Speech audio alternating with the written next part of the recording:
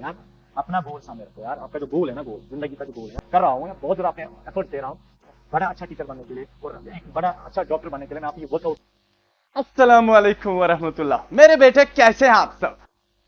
आप अभी देख रहे हैं वैली इंस्टीट्यूट बेमना का यूट्यूब चैनल, जहां पे बेटा आपको हमारे डिजिटल लेक्चर्स और हमारी कोर फैकल्टी, जिसको मैं कहता हूं नॉर्थ इंडिया की बेस्ट टीम है, आप ये बेटा देख सकते हैं। हमारी नॉर्थ इंडिया की टीम बेस्ट टीम है बेटा हमारे पास वैली इंस्टीट्यूट बेमना के ऑफलाइन सेंटर में। ये है बेटा आपकी पूरी टीम। 8 टीचर्स हैं, अलग अलग सब्जेक्ट्स के लिए आपको टीचर्स मिलेंगे।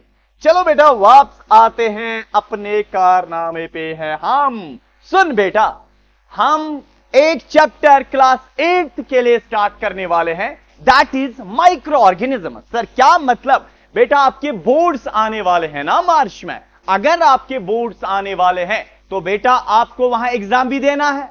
तो एग्जाम देना है तो प्रिपरेशन होनी चाहिए यार। पूरे साल पढ़ा है, लेकिन अब सर रिवाइज करना चाहते हैं। अरे यार वैली इंस्टीट्यूट तो आपको लेके आया है ना रिवीजन बैच, जो फ्री ऑफ कॉस्ट हमारी यूट्यूब चैनल पे रहेगा। डेली बेस पे इंशाल्लाह आपको हमारे लेक्चर, डिजिटल लेक्चर्स मिलेंगे। लुत्फ उठाए, मजे उठाए, फायदा उठाए यार। आज आपका पहला लेक्चर साइंस का आने वाला है, दैट इज बेटे मेरे माइक्रो ऑर्गेनिज्म। आपको डाइट एग्जाम में, बोर्ड एग्जाम में बेटा आपको 11 चैप्टर्स हैं टोटल में। आउट ऑफ 11 5 बायोलॉजी के हैं और उसमें से पहला वाला ये है। मैं आपका बायोलॉजी टीचर, ये मेरा नाम रहा आपके सामने। चलो आगे चले। चलो बेटा माइक्रो ऑर्गेनिज्म को हम 1 शॉर्ट लेक्चर सीरीज से स्टार्ट करते हैं। रिमेंबर, बहुत सारे बच्चे शायद लेक्चर के बीच में ये सोचेंगे, सर आखिर हमें ये बताइए, आपने शायद ऊपर ऊपर से इसको कवर अप किया। मैं बोलूंगा नहीं, बिकॉज पूरे साल बेटा हमने सिलेबस को डेप्थ में पढ़ा, डिटेल से पढ़ा। 1 शॉट में क्या हो जाएगा, सिर्फ आपकी टेक्स्ट बुक के हिसाब से हम आगे चलेंगे, आपके बोर्ड ओरिएंटेड के हिसाब से हम आगे चलेंगे। चलो बेटा पहला टॉपिक, बिना ये टाइम जाया किए हुए हम आगे चलेंगे। हमारे पास बेटा ये जो चैप्टर है, इस चैप्टर में आपको ये टॉपिक मिलेगा। पहले आपको बेटा इंट्रोडक्शन मिलेगा, बिल्कुल बिल्कुल बिल्कुल आपको चैप्टर का इंट्रोडक्शन मैं दूंगा। उसके बाद आपको बेटा ग्रुप्स ऑफ माइक्रो ऑर्गेनिज्म, यानी कि चैप्टर का नाम जो है उसके हिसाब से दूसरा टॉपिक। उसके बाद can we see micro organism, तीसरा टॉपिक। नेक्स्ट है why do micro organism live, कहां पे रहते हैं। उसके बाद फ्रेंडली माइक्रो ऑर्गेनिज्म कौन है, हार्मफुल माइक्रो ऑर्गेनिज्म कौन है, और उसके बाद फूड प्रिजर्वेशन, नाइट्रोजन साइकिल, और लास्ट पे है नाइट्रोजन फिक्सेशन आपको टॉपिक मिलेगा। ठीक है यार, ये 1 शॉट है। एक चैप्टर हम एक लेक्चर में कंप्लीट करेंगे, बोर्ड ओरिएंटेड होगा। ठीक है, तो बेटा डेप्थ में नहीं पढ़ाया जाएगा, जो टेक्स्ट पे है उसी के हिसाब से पढ़ाया जाएगा। अगर कोई डेप्थ में पढ़ना चाहता है, ऑलरेडी डिटेल्ड लेक्चर्स उसके भी मौजूद है। चलो बेटा पहले हम इंट्रोडक्शन की बात करेंगे। सर क्या होता है ये? सुन बेटा, चैप्टर का नाम क्या है? Micro organism. यार माइक्रो ऑर्गेनिज्म होता क्या? देख बेटा, आपने तो ये सुना होगा यार, दुनिया में जो लिविंग थिंग्स है ना, प्लांट्स भी है। अरे यार दिखते हैं आंखों से, प्लांट्स तो दिखते हैं। अरे यार और तो एनिमल्स है, हिप्पोपोटामस है, रिहिनोसिरास है, टाइगर है, यार इंसान है, ये भी लिविंग थिंग्स हैं। अगर यार हम लिविंग थिंग्स हैं, क्या आपको मैं दिख रहा हूं ना? हाँ सर दिख रहे हो। इसका मतलब यार मैं एक एनिमल हूं, मैं तो आंखों से दिख रहा हूं, मुझे भी बहुत सारे एनिमल्स आंखों से दिख रहे हैं। अगर मुझे आंखों से एनिमल्स दिख रहे हैं, प्लांट्स आंखों से दिख रहे हैं, जरा बेटा आप मुझे बताओ क्या बताना है। दुनिया में कुछ ऐसे भी लिविंग थिंग्स होते हैं। रिमेंबर, दुनिया में कुछ ऐसे भी लिविंग थिंग्स होते हैं। क्या मैंने बोला? दुनिया में कुछ ऐसे भी लिविंग थिंग्स होते हैं जो आंखों से दिखते नहीं है। अरे नहीं दिखते आंखों से। सर फिर कैसे दिखते हैं? उनको देखने के लिए माइक्रोस्कोप की जरूरत पड़ती है। सर ये माइक्रोस्कोप क्या होता है? ये एक इंस्ट्रूमेंट होता है जिसमें बेटा छोटी चीज बड़ी दिखाई देती है, इसमें मैग्नीफाइंग लेंसेज लगी होती है। इसका मतलब है दुनिया में ऐसे भी लिविंग थिंग्स पाए जाते हैं बेटे मेरे, जो लिविंग थिंग्स हमारी आंखों से दिखते नहीं है, फिर कैसे वो माइक्रोस्कोप के अंदर दिखते हैं। इसका मतलब दुनिया में बेटा कुछ लिविंग थिंग्स ऐसे होते हैं जो यार बहुत बड़े होते हैं, जो हमें आंखों से दिखते हैं, डायरेक्ट नेकेड आई से दिखते हैं। उनको बेटा हम बोलते हैं मैक्रो ऑर्गेनिज्म, जो हमें आंखों से दिखते हैं। तो मैक्रो मीन्स बड़ा, ऑर्गेनिज्म का मतलब क्या होता है? ऑर्गेनिज्म का मतलब होता है लिविंग थिंग। तो मैक्रो ऑर्गेनिज्म का मतलब होता है बड़े लिविंग थिंग्स।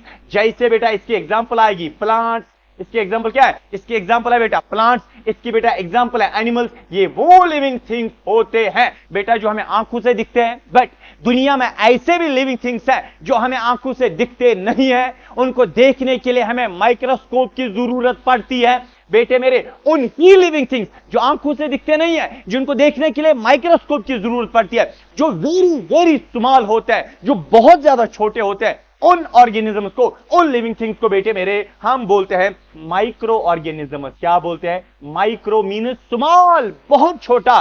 ऑर्गेनिज्म का मतलब क्या होता है? Living thing. मीन्स के बेटा माइक्रो ऑर्गेनिज्म का मतलब बहुत ज्यादा छोटे लिविंग थिंग्स। समझ में आया? इसका मतलब है सर यहां तो क्लियर हो गया, मैक्रो ऑर्गेनिजम्स वो वाले लिविंग थिंग्स होते हैं जो हमें आंखों से दिखते हैं, जो बहुत बड़े होते हैं, जैसे प्लांट्स हैं, जैसे एनिमल्स हैं। वायरस, ये माइक्रो ऑर्गेनिजम्स वो वाले लिविंग थिंग्स होते हैं जो हमें आंखों से दिखते नहीं हैं। ये बहुत ज्यादा छोटे होते हैं, बहुत ज्यादा छोटे होते हैं, एक्सट्रीमली स्मॉल होते हैं, ये हमें दिखते पिकते नहीं है। ये लिविंग्स तो होते हैं, लिविंग्स होते हैं, बट आंखों से दिखते नहीं है। देखने के लिए क्या किसके अंदर देखना पड़ता है? माइक्रोस्कोप के अंदर यार इनको देखना पड़ता है। ऐसे लिविंग थिंग्स को हम क्या बोलते हैं? Micro organism. क्या बोलते हैं? Micro organism. सर आपके पास कोई एग्जांपल है? यस मेरे बेटे, बैक्टीरिया सुना है सर? हाँ समझ आया, बैक्टीरिया बहुत छोटा होता है ना? बैक्टीरिया बहुत छोटा होता है यार, हम आंखों से देख नहीं सकते हैं। उसको देखने के लिए हमें माइक्रोस्कोप के अंदर उसको डालना पड़ेगा। बैक्टीरिया को लाओ, माइक्रोस्कोप के अंदर डालो, फिर देखो यार दिखेगा। ऐसे बैक्टीरिया मेरे सामने रखो, नहीं दिखेगा, इसका मतलब बहुत छोटा होता है। तो ऐसा लिविंग थिंग जो आंखों से दिखता नहीं है और देखने के लिए उसको माइक्रोस्कोप की जरूरत पड़ती है, उसको हम क्या बोलेंगे? Micro organism. जैसे बैक्टीरिया। वायरस सुना है यार? कोविड-19, अल्लाह बचाए उस मुसीबत से, उस मुसीबत को फिर से आने के। हाँ मुझे बताओ बेटा, कोविड-19 जो है ना, कोविड-19 में आपको एक वायरस घूम रहा था, corona virus. Corona virus virus है, क्या दिखता था? नहीं दिखता था, बट बेटा लिविंग थिंग था ना? हाँ लिविंग थिंग था, बट दिखता तो नहीं था ना? मत नहीं ना, नहीं तो दिखता था। तो क्या है वो बेटा माइक्रो ऑर्गेनिज्म है। इसी तरह बेटा फंगाई जो है, FUNGI, फंगाई जो है ना, ये भी एक लिविंग थिंग है, बट ये इतना छोटा लिविंग थिंग आंखों से दिखता नहीं है। इसी तरह बेटा प्रोटोजुआ है, एल्गे हैं, ये कुछ ऐसे लिविंग थिंग्स होते हैं यार जो आंखों से दिखते नहीं है, देखने के लिए हमें माइक्रोस्कोप की जरूरत पड़ती है। तो बेटे मेरे, मैंने आपके सामने ये रही रहा डेफिनेशन। जरा देखो, माइक्रो ऑर्गेनिज्म मीन्स बहुत छोटे living things, an organism that is too small and which can't be seen by the unaided eye. Unaided eye का मतलब आपकी नेकेड आई, जो हाँ is called a micro organism. ऐसा लिविंग थिंग जो आंखों से दिखता नहीं है, जो देखने के लिए, जिसको देखने के लिए माइक्रोस्कोप की जरूरत पड़ती है, क्या बोलते हैं? उसको माइक्रो ऑर्गेनिज्म बोलते हैं। नेक्स्ट बेटा, the living organism that you fail to see with your eyes and which can be seen only with a microscope or micro organism. ये इसकी दूसरी डेफिनेशन है। रिमेंबर बेटा, अगर आप सिर्फ माइक्रो ऑर्गेनिजम्स के बारे में पढ़ते हैं, दुनिया में एक ऐसी किताब है जिस किताब में सिर्फ माइक्रो ऑर्गेनिजम्स के बारे में लिखा है, सिर्फ माइक्रो ऑर्गेनिजम्स के बारे में लिखा है, बैक्टीरिया के बारे में लिखा है, वायरस के बारे में लिखा है कि माइक्रो ऑर्गेनिजम्स कहां रहते हैं, क्या खाते हैं, कितने छोटे होते हैं। उस किताब का बेटा नाम होता है माइक्रोबायोलॉजी। क्या बोलते हैं? माइक्रोबायोलॉजी। समझ आया? तो माइक्रो ऑर्गेनिज्म कौन से लिविंग थिंग्स होते हैं? ये वो लिविंग थिंग्स होते हैं जो हमें आंखों से दिखते नहीं है, इतने छोटे होते हैं कि इनको देखने के लिए माइक्रोस्कोप की जरूरत पड़ती है। तो ऐसे लिविंग थिंग जो बहुत छोटे होते हैं, क्या बोलेंगे? Micro organism. तो बेटा मेरा चैप्टर का नाम क्या है? Micro organism. अगर चैप्टर का नाम माइक्रो ऑर्गेनिज्म है तो मुझे बताओ इस चैप्टर में हमें किन के बारे में पढ़ना होगा? माइक्रो ऑर्गेनिजम्स के बारे में पढ़ना होगा। सर क्या पढ़ना है इस चैप्टर में माइक्रो ऑर्गेनिजम्स के बारे में? कि माइक्रो ऑर्गेनिज्म कहां रहते हैं, क्या खाते हैं यार, क्या हम इसको आंखों से देख सकते हैं, नहीं देख सकते हैं, क्या ये फायदा पहुंचाते हैं, नुकसान पहुंचाते हैं? अगर फायदा पहुंचाता है तो कौन सा गुल खिलाता है, अगर नुकसान पहुंचाता है तो यार वो भी बोल दो ना। तो हमें यही पढ़ना है यार। चल आगे चलते हैं। देखो बेटा मेरा, मैंने आपको ये बताया ना कि सबसे पहले मैं आपको बताऊं माइक्रो ऑर्गेनिज्म कितने किस्म का होता है, फिर हम इनका अलग अलग फंक्शन देखेंगे। यार मैं बोर्ड ओरिएंटेड आपको अभी ये पढ़ा रहा हूं ना, तो डेप्थ में से नहीं जाएगा ना, सिर्फ बेटा बोर्ड ओरिएंटेड जाएगा। चलो मुझे बोल माइक्रो ऑर्गेनिज्म के ग्रुप्स। यार ग्रुप्स का मतलब देखो मैं आपको ऐसे बताऊं यार, दुनिया में रिमेंबर, दुनिया में जो इंसान है ना, इंसानों के बेटा कितने ग्रुप्स हैं? 2 ग्रुप्स है। इंसान जो है ना, इंसान यार ये एक किस्म का लिविंग थिंग है।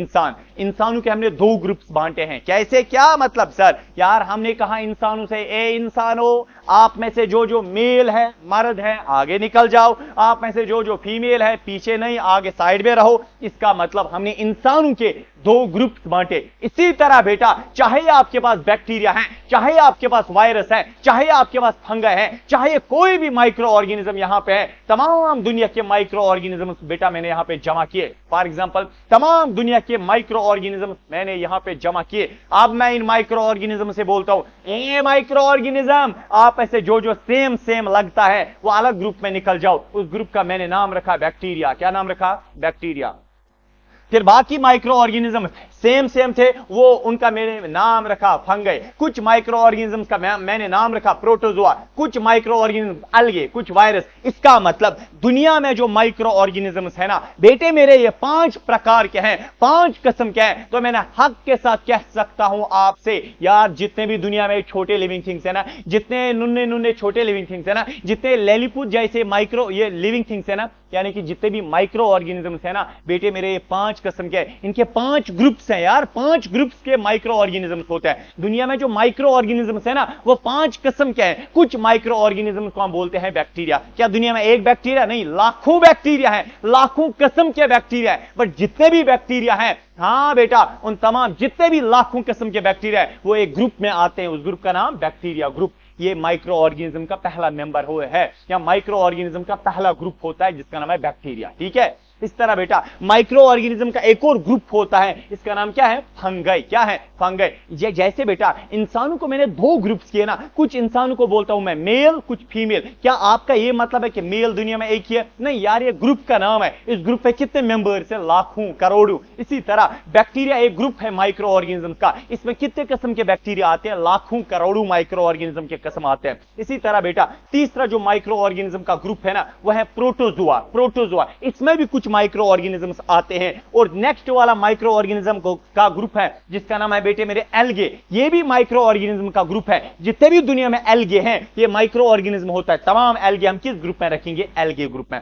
एक और माइक्रो ऑर्गेनिज्म का ग्रुप है, उसका नाम है वायरसेस। बेटा रिमेंबर, दुनिया में जितने भी वायरस है ना, चाहे कोरोना वायरस हो, चाहे रीनो वायरस हो, या बेटा अगर पोलियो वायरस हो, जितने भी वायरस है, या एड्स का HIV वायरस हो, जितने भी वायरस है, तमाम वायरस बेटा किस ग्रुप में आते हैं? इस वाले नामकार ग्रुप में आते हैं, वायरस ग्रुप। क्या मैं आपसे यह कह सकता हूं बेटे मेरे कि दुनिया में जितने भी माइक्रो ऑर्गेनिजम्स हैं, दुनिया में जो छोटे छोटे लिविंग थिंग्स हैं जिनको हम माइक्रो ऑर्गेनिजम्स बोलते हैं, बेटा ये 5 किस्म के हैं, ये 5 प्रकार के हैं। Bacteria, fungi, protozoa, algae and virus. Very good. अरे यार आप तो कितने इंटेलिजेंट है ना? 5 किस्म के। आपसे अगर किसी ने एग्जामिनर ने पूछा यार माइक्रो ऑर्गेनिजम्स के कितने ग्रुप है, तो गोली की रफ्तार से जवाब दीजिएगा। गोली फेंकनी नहीं है, गोली की रफ्तार से जवाब देना है। यार 5 किस्म के माइक्रो ऑर्गेनिजम्स हैं। बैक्टीरिया, हां बेटा, फंगाई, प्रोटोजोआ, एल्गे, वायरस। ठीक है, समझ आया ना? आप यार थोड़ा आगे चल। देखो जब मैंने ऑफलाइन क्लास में बेटा आपको डिटेल से पढ़ाया था, इसको डिटेल से पढ़ा, इसको आज तो फनी नहीं है डिटेल से पढ़ाने का, बिकॉज एग्जाम में पूछेगा नहीं। क्यों बेटा? टेक्स्ट में नहीं है ना, टेक्स्ट बुक में नहीं है, उतना ही पूछा जाएगा जितना आपकी टेक्स्ट बुक में। ये बेटा क्या है? 1 शॉट है। 1 शॉट में डिटेल से नहीं पढ़ाया जाता। कुछ माइक्रो ऑर्गेनिज्म को हम देखेंगे। सर बैक्टीरिया कैसा होता है, वायरस कैसे होता है, प्रोटोजोआ ये क्या होता है? अब देखो बेटा ये है बैक्टीरिया मेरे बेटे, ये है बैक्टीरिया। मैं लिखूंगा BACTERIA, बैक्टीरिया। देखो बैक्टीरिया कैसा होता है। बैक्टीरिया तेरे बारे में हमने बहुत सुना है, आज तो हमने तुझे देखा यार। ये है बैक्टीरिया, ये है बैक्टीरिया। बैक्टीरिया माइक्रोस्कोप के अंदर दिखता है ना। अरे यार मैंने उसको बहुत जूम किया माइक्रोस्कोप के अंदर, फिर फोटो लिया, फिर आपको दिखाया, अदरवाइज ऐसे दिखता नहीं है। ये इतना खतरनाक आबकार है। ये है बेटा बैक्टीरिया। ठीक है, समझ आया ना? चलो हाँ देखो ये बैक्टीरिया। बट ये वाला जो बैक्टीरिया है रॉड शेपर्ड है, इसको मैं बोलूंगा rod shaped bacteria. Rod shaped bacteria. ठीक है यार। कुछ बैक्टीरिया ऐसे होता है बेटा, देखो वैसे ऐसे वो होते हैं। Spiro bacteria. क्या बोलते हैं? Spiro bacteria. ठीक है, समझ आया यार? ये बैक्टीरिया का ग्रुप है। छोड़ो, जितने भी दुनिया में लाखों करोड़ों किस्म के बैक्टीरिया है तो इस ग्रुप में रखो, बैक्टीरिया के ग्रुप में। ठीक है। अच्छा बेटा दूसरा ग्रुप माइक्रो ऑर्गेनिज्म का वो कौन सा है? फंगई का। देखो बेटा यह है एक फंगई। ब्रेड देखे ना? ब्रेड, अरे ब्रेड आपने देखा है यार? ब्रेड होता है ना, कभी हम ब्रेड बाहर फेंकते हैं, ब्रेड के ऊपर वो व्हाइट कलर का कॉटन जैसे चढ़ता है, कॉटन जैसे चढ़ता है। वो व्हाइट कलर का जो कॉटन है ना उसका नाम क्या है? Bread mould. देखो बेटा ब्रेड मोल्ड जब हम माइक्रोस्कोप के अंदर रखते हैं ना, फिर जूम करते हैं ना माइक्रोस्कोप पे, देखो कैसे दिखता है ब्रेड मोल्ड। असम ऐसे होता है। ये है बेटा ब्रेड मोल्ड। ये ब्रेड मोल्ड। देखो ये फंगई है, फंगई, ये फंगई है। एक और बेटा पेंसिलियम, पेंसिलियम एक माइक्रो ऑर्गेनिज्म है, पेंसिलियम एक माइक्रो ऑर्गेनिज्म का नाम है। अरे मोहम्मद अशरफ, वो एक इंसान का नाम है, इसी तरह एक माइक्रो ऑर्गेनिज्म है, बट वो फंगई ग्रुप में आता है, उसका नाम है पेंसिलियम। बेटा जो ये पेंसिलियम है ना, आपको पता है ये ऐसा होता है, बट ये फंगई का मेंबर है, ठीक है। इसी तरह बेटा एस्परजिलस, एस्परजिलस एक और माइक्रो ऑर्गेनिज्म का एक मेंबर है, बट किस ग्रुप का? फंगई ग्रुप का एक मेंबर है, वो ऐसा होता है। सर आप क्यों ये दिखा रहे हैं पिक्चर? बेटा एग्जामिनर कभी पिक्चर भी आपके सामने रख सकता है, बोल सकता है इसका नाम दे दो, ठीक है, क्योंकि उसको मतलब थोड़ा वो कुछ भी पूछ सकता है। छोड़ो यार, आप पता नहीं मैं क्या क्या बोल दूंगा, अब देखो छोड़ो। तो अब नेक्स्ट बेटा है हमारे पास, देखो ये है ये वाले माइक्रो ऑर्गेनिज्म, देखो ये वाले, एक और है क्लामाइडोमोनास, ये है बेटा क्लामाइडोमोनास, ये है, इसका नाम है क्लामाइडोमोनास। क्या नाम है?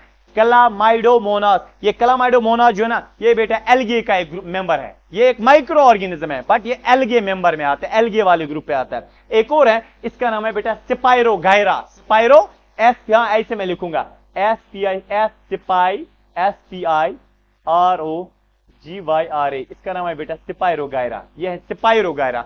स्पाइरोगायरा एक माइक्रो ऑर्गेनिज्म है बेटे मेरे, ये है micro organism. Do you know बेटा ये कौन सा माइक्रो ऑर्गेनिज्म है? ये एल्गे। इसका मतलब क्लामाइडोमोनास एल्गे का ये माइक्रो ऑर्गेनिज्म है, बट एल्गे ग्रुप में आता है। स्पाइरोगायरा ये भी माइक्रो ऑर्गेनिज्म है, एल्गे ग्रुप में आता है। तो ये बैक्टीरिया जितने भी है बैक्टीरिया ग्रुप में आते हैं। इस तरह ये जितने भी है, ब्रेड मोल्ड है, पेंसिलियम है, एस्परजिलस है, ये फंगई वाले ग्रुप में आते हैं। इसी तरह बेटा हाँ क्लामाइडोमोनास है, स्पाइरोगायरा है, ये किस में आते हैं? ये बेटे मेरे आते हैं एल्गे वाले ग्रुप में, ठीक है। ये माइक्रो ऑर्गेनिज्म है, छोटे छोटे लिविंग थिंग्स है, ठीक है। इस तरह बेटा ये एक ऑर्गेनिज्म है, इसका क्या नाम है? अगर मैं इसका नाम दे सकता हूं, मैं इसका नाम रखूंगा एमीबा, AMOEBA, एमीबा। बेटा जो एमीबा है ना, ऐसा होता है यार एमीबा, ठीक है। एमीबा एक माइक्रो ऑर्गेनिज्म है, पानी में रहता है, माइक्रो ऑर्गेनिज्म है। डू यू नो बेटा अगर ये माइक्रो ऑर्गेनिज्म है, सर हमें बताए किसका मेंबर है? Bacteria, fungi, protozoa, virus, algae, किसका है? बेटा मेरा ये प्रोटोजोआ का है। क्या है? प्रोटोजोआ। एक और माइक्रो ऑर्गेनिज्म है यार, चप्पल जैसा है, इसका नाम है paramecium, PARA, para MECIUM, paramecium. बेटा ये पैरामीशियम जो है ना, पैरामीशियम ये यार एक माइक्रो ऑर्गेनिज्म है, बहुत छोटा लिविंग थिंग होता है। ये जो पैरामीशियम है ना, ये भी प्रोटोजोआ का एक मेंबर है, क्योंकि माइक्रो ऑर्गेनिज्म के कितने ग्रुप्स हैं? 5 ग्रुप्स हैं। बैक्टीरिया, इस तरह फंगाई, ये बैक्टीरिया हो गए, ये फंगाई के मेंबर्स हो गए। इस तरह बेटा प्रोटोजोआ, प्रोटोजोआ के ये हैं एमीबा एंड पैरामीशियम, प्रोटोजोआ के मेंबर है। इस तरह एल्गे, एल्गे का कौन मेंबर है? Chlamydomonas, spirogyra. इस तरह बेटा माइक्रो ऑर्गेनिज्म का 5वां जो ग्रुप है वह है वायरसेस का ग्रुप। कौन सा है? वह है वायरसेस। दुनिया में जितने भी वायरसेस हैं, अरे यार हजारों लाखों वायरसेस, जितने भी वायरसेस हैं वो बेटा किस ग्रुप में आते हैं? वायरस वाले ग्रुप में आते हैं। जैसे HIV वायरस है, हेपेटाइटिस B वायरस है, इबोला वायरस है, एडिनो वायरस है, इन्फ्लुएंजा है, रेबीज है, बैक्टीरियोफाज है। ये तमाम बेटा कौन से हैं? ये तमाम वायरसेस हैं। और ये वायरसेस किस ग्रुप में आते हैं? वायरस वाले ग्रुप में आते हैं, ठीक है। समझ आया बेटा? इनकी डिटेल समझ आई? सर आई, आगे चलेंगे फिर। देख ओ मैं कहां पहुंच गया यार।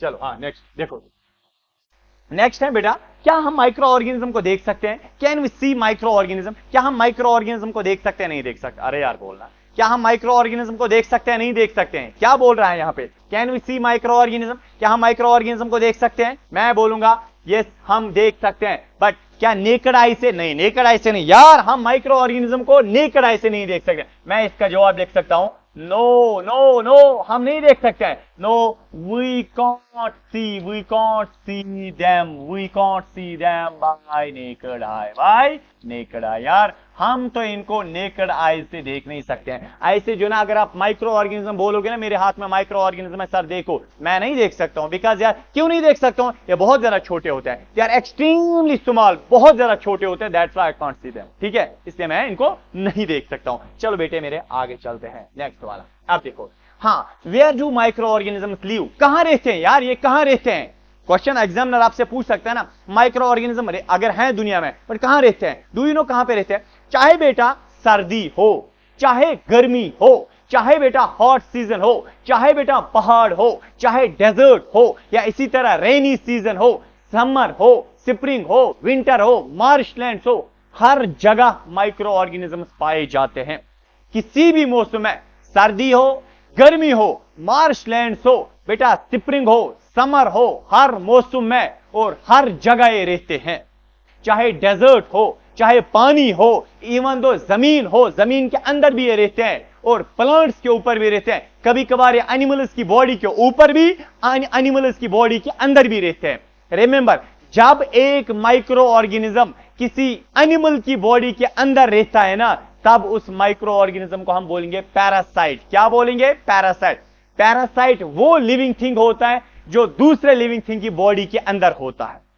तो अगर फॉर एग्जाम्पल ये बैक्टीरिया है, ये मेरे पेट के अंदर है, बैक्टीरिया को मैं क्या बोलूंगा? पैरासाइट बोलूंगा।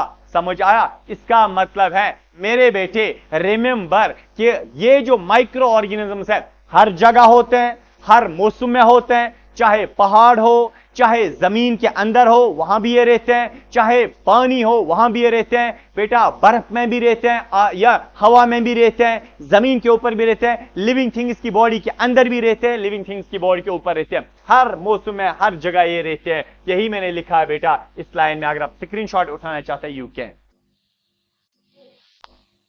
चल देख बेटा, अब नेक्स्ट हम देखते हैं दैट इज क्या है कहां चला गया। हाँ, अब बेटा देखो, पहले मैंने आपको माइक्रो ऑर्गेनिज्म के क्या बताए, मैंने आपको बेटा उसके ग्रुप्स बताए।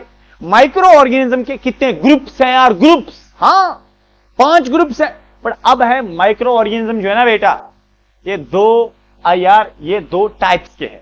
क्या मतलब टाइप्स? मतलब अरे यार वो तो ग्रुप्स हैं, ये तो टाइप्स है। क्या मतलब सर? देखो मतलब बेटा क्या है, हम देखेंगे इसमें टाइप्स ऑफ माइक्रो ऑर्गेनिज्म का मतलब यहां पे यार माइक्रो ऑर्गेनिज्म 2 किस्म के हैं, पर किस बेस पे? किस बेस पे यार? आपको पता है बेटा, अगर माइक्रो ऑर्गेनिज्म हमें फायदा देता है या नुकसान देता है, उसी बेस पे। बिल्कुल, क्या माइक्रो ऑर्गेनिज्म हमें फायदा देता है या नुकसान? हम देखेंगे यार, अगर हमें माइक्रो ऑर्गेनिज्म फायदा देता है तो उन माइक्रो ऑर्गेनिज्म को हम क्या बोलेंगे और कौन कौन सा फायदा देते हैं। अगर माइक्रो ऑर्गेनिज्म नुकसान देता है तो कौन कौन सा माइक्रो ऑर्गेनिज्म है और क्या क्या नुकसान देता है वो भी देखेंगे। सुन बेटे मेरे, माइक्रो ऑर्गेनिज्म जो है ना, जो कुछ माइक्रो ऑर्गेनिज्म यहां पे हमने 2 टाइप्स के निकाले, वो वाले माइक्रो ऑर्गेनिज्म जो हमें फायदा देते हैं, बिल्कुल वो वाले माइक्रो ऑर्गेनिज्म जो हमें फायदा देता है, और ऐसे माइक्रो ऑर्गेनिज्म का बेटा नाम होता है फ्रेंडली माइक्रो ऑर्गेनिज्म। यार ये तो दोस्त है, ये तो दोस्त है, बिल्कुल ये तो हमारा दोस्त है, फ्रेंडली माइक्रो ऑर्गेनिज्म, या इसी का नाम है यूजफुल माइक्रो ऑर्गेनिज्म। क्या नाम है? Useful micro organism. इसका मतलब यार माइक्रो ऑर्गेनिज्म या ऐसे भी छोटे छोटे कीड़े दुनिया में होते हैं, ऐसे भी दुनिया में छोटे छोटे लिविंग थिंग्स होते हैं, अगरचे वो आंखों से दिखते नहीं है बट वो हमें फायदा देते हैं। इसका मतलब दुनिया में कुछ बैक्टीरिया ऐसे भी हैं जो हमें फायदा देते हैं। हमेशा हम डरते हैं यार बैक्टीरिया है, पर कुछ बैक्टीरिया ऐसे हैं जो हमें फायदा देते हैं। तो ऐसे बैक्टीरिया को क्या बोलोगे? Friendly micro organism. और बेटे मेरे, कुछ पैरासाइट्स ऐसे, प्रोटोजोआ ऐसे हैं, फंगाई ऐसे हैं, इसी तरह बेटा मेरा एल्गे कुछ ऐसे हैं, या मैं कह सकता हूं दुनिया में जो माइक्रो ऑर्गेनिजम्स हैं, कुछ माइक्रो ऑर्गेनिज्म ऐसे हैं जो हमें फायदा देते हैं, और ऐसे माइक्रो ऑर्गेनिज्म का नाम क्या है? फ्रेंडली माइक्रो ऑर्गेनिज्म या यूजफुल माइक्रो ऑर्गेनिज्म। और कुछ माइक्रो ऑर्गेनिज्म ऐसे होते हैं जो हमें नुकसान पहुंचाता है, जो बेटा हमें हार्म करता है, जो हमें क्या करता है? बीमार कराता है, जो प्लांट्स को बीमार कराता है, जो एनिमल्स को बीमार कराता है, जो इंसानों को बीमार कराता है। ऐसे माइक्रो ऑर्गेनिज्म का क्या नाम है? हार्मफुल माइक्रो ऑर्गेनिज्म, या उन्हीं का नाम है हार्मफुल माइक्रो ऑर्गेनिज्म, या उन्हीं का बेटा नाम होता है पैथोजेंस। क्या नाम है?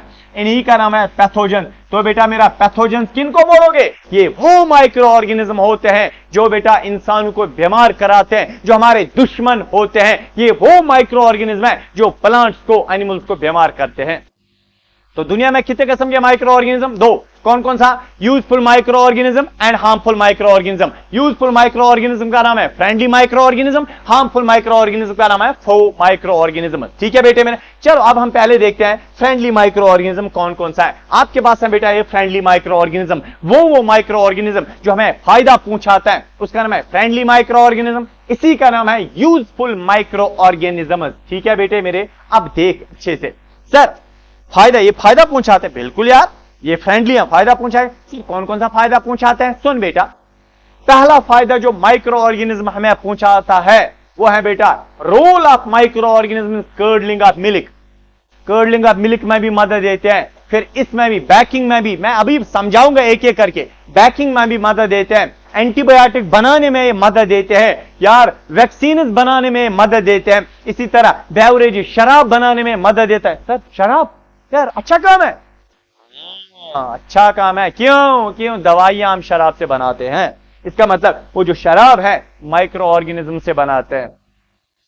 बहुत सारे ऐसे केमिकल्स होते हैं जो हमें दवाई बनाने में यूज होते हैं, वो केमिकल्स आप कैसे बनाओगे? माइक्रो ऑर्गेनिज्म से। इस तरह बेटा जमीन में न्यूट्रिएंट्स है, आपको पता है फर्टाइल सॉइल किसको बोलते हैं? वो वाली जमीन जो जरखेज है, जो अच्छी जमीन होती है ना, जो जमीन हमें यानी कि जिस जमीन से ज्यादा फायदा हासिल होता है उसको हम फर्टाइल सॉइल बोलते हैं। इस जमीन को फर्टाइल कौन बनाएगा? Micro organism.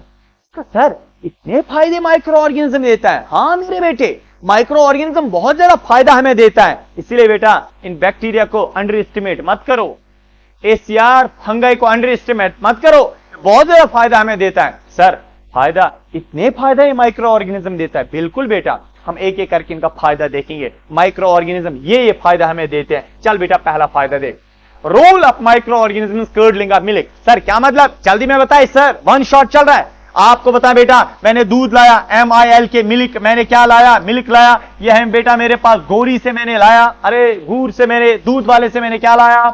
दूध लाया, मिल्क लाया। आपको बताएं बेटा, हमारी मां घर में क्या करती हैं, ये दूध जो है ना आधा चाय वगैरह को डालती हैं और आधा दूध वो बेटा अलग एक बर्तन में रखती है, अलग बर्तन में रखती है और इसके ऊपर ढक्कन रखती है, थोड़ा सा गर्मी इसको देती है, गर्मी का मतलब थोड़ा यार अलग इसको जगह रखता है, वो रखती है वो। उसके बाद बेटा ये 3-4 दिन जब उसने दूध ऐसे रखा, 3-4 दिन के बाद यही जो मिल्क है ये कन्वर्ट हो गया होता है, ये बदल चुका होता है किस में? इसको कर्ड बन चुका होता है, कर्ड। आपको पता है सर कैसे कैसे ये दूध को कर्ड बनना? अरे यार दूध को कर्ड बनना, दूध से दही बनना, मिल्क से कर्ड बनना। क्या? मिल्क से क्या बनना? मिल्क से कर्ड बनना। रिमेंबर बेटा, इस फेनोमेनन को, इस प्रोसेस को हम बोलते हैं कर्डलिंग ऑफ मिल्क। क्या बोलते हैं?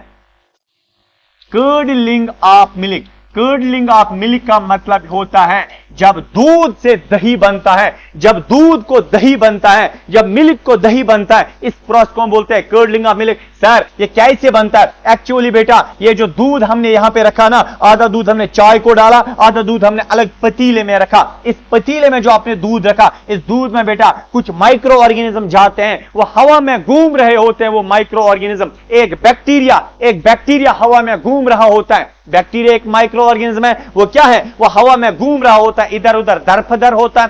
फाइनली उस बैक्टीरिया का बेटा नाम होता है लैक्टोबैसिलस। क्या नाम है? Lactobacillus bacteria. वो बैक्टीरिया आता है और इस दूध में जाता है, और इस दूध में जब जाता है वो अपने बच्चे बनाता है, बहुत ज्यादा बच्चे बनाता है। फाइनली बेटा वो लैक्टोबैसिलस बैक्टीरिया इस दूध को बेटा किस में तब्दील करता है? दही में तब्दील करता है। इसका मतलब दही तो अच्छी बात है ना, हाँ ये दही का मिलना अच्छी बात है। इस अच्छी बात को किया किसने? ये अच्छी फायदेमंद बात है। इस फायदेमंद बात को किया किसने? ये लैक्टोबैसिलस ने। लैक्टोबैसिलस क्या है? बैक्टीरिया। बैक्टीरिया का मतलब माइक्रो ऑर्गेनिज्म। इसका मतलब मैं कह सकता हूं कि बेटा मेरा जो माइक्रो ऑर्गेनिज्म है ये हमें पहला जो फायदा देते हैं वो कौन सा फायदा है? ये दूध को दही में कन्वर्ट करके देते हैं, दूध को दही में कन्वर्ट करके देते हैं। अगर मैं बेटा आपको यहां पे एक रिएक्शन टाइप हिसाब से बनाऊं, मैं आपको यहां पे लिखूं बेटा, हमारे पास एक मिल्क होता है और मिल्क के ऊपर बेटा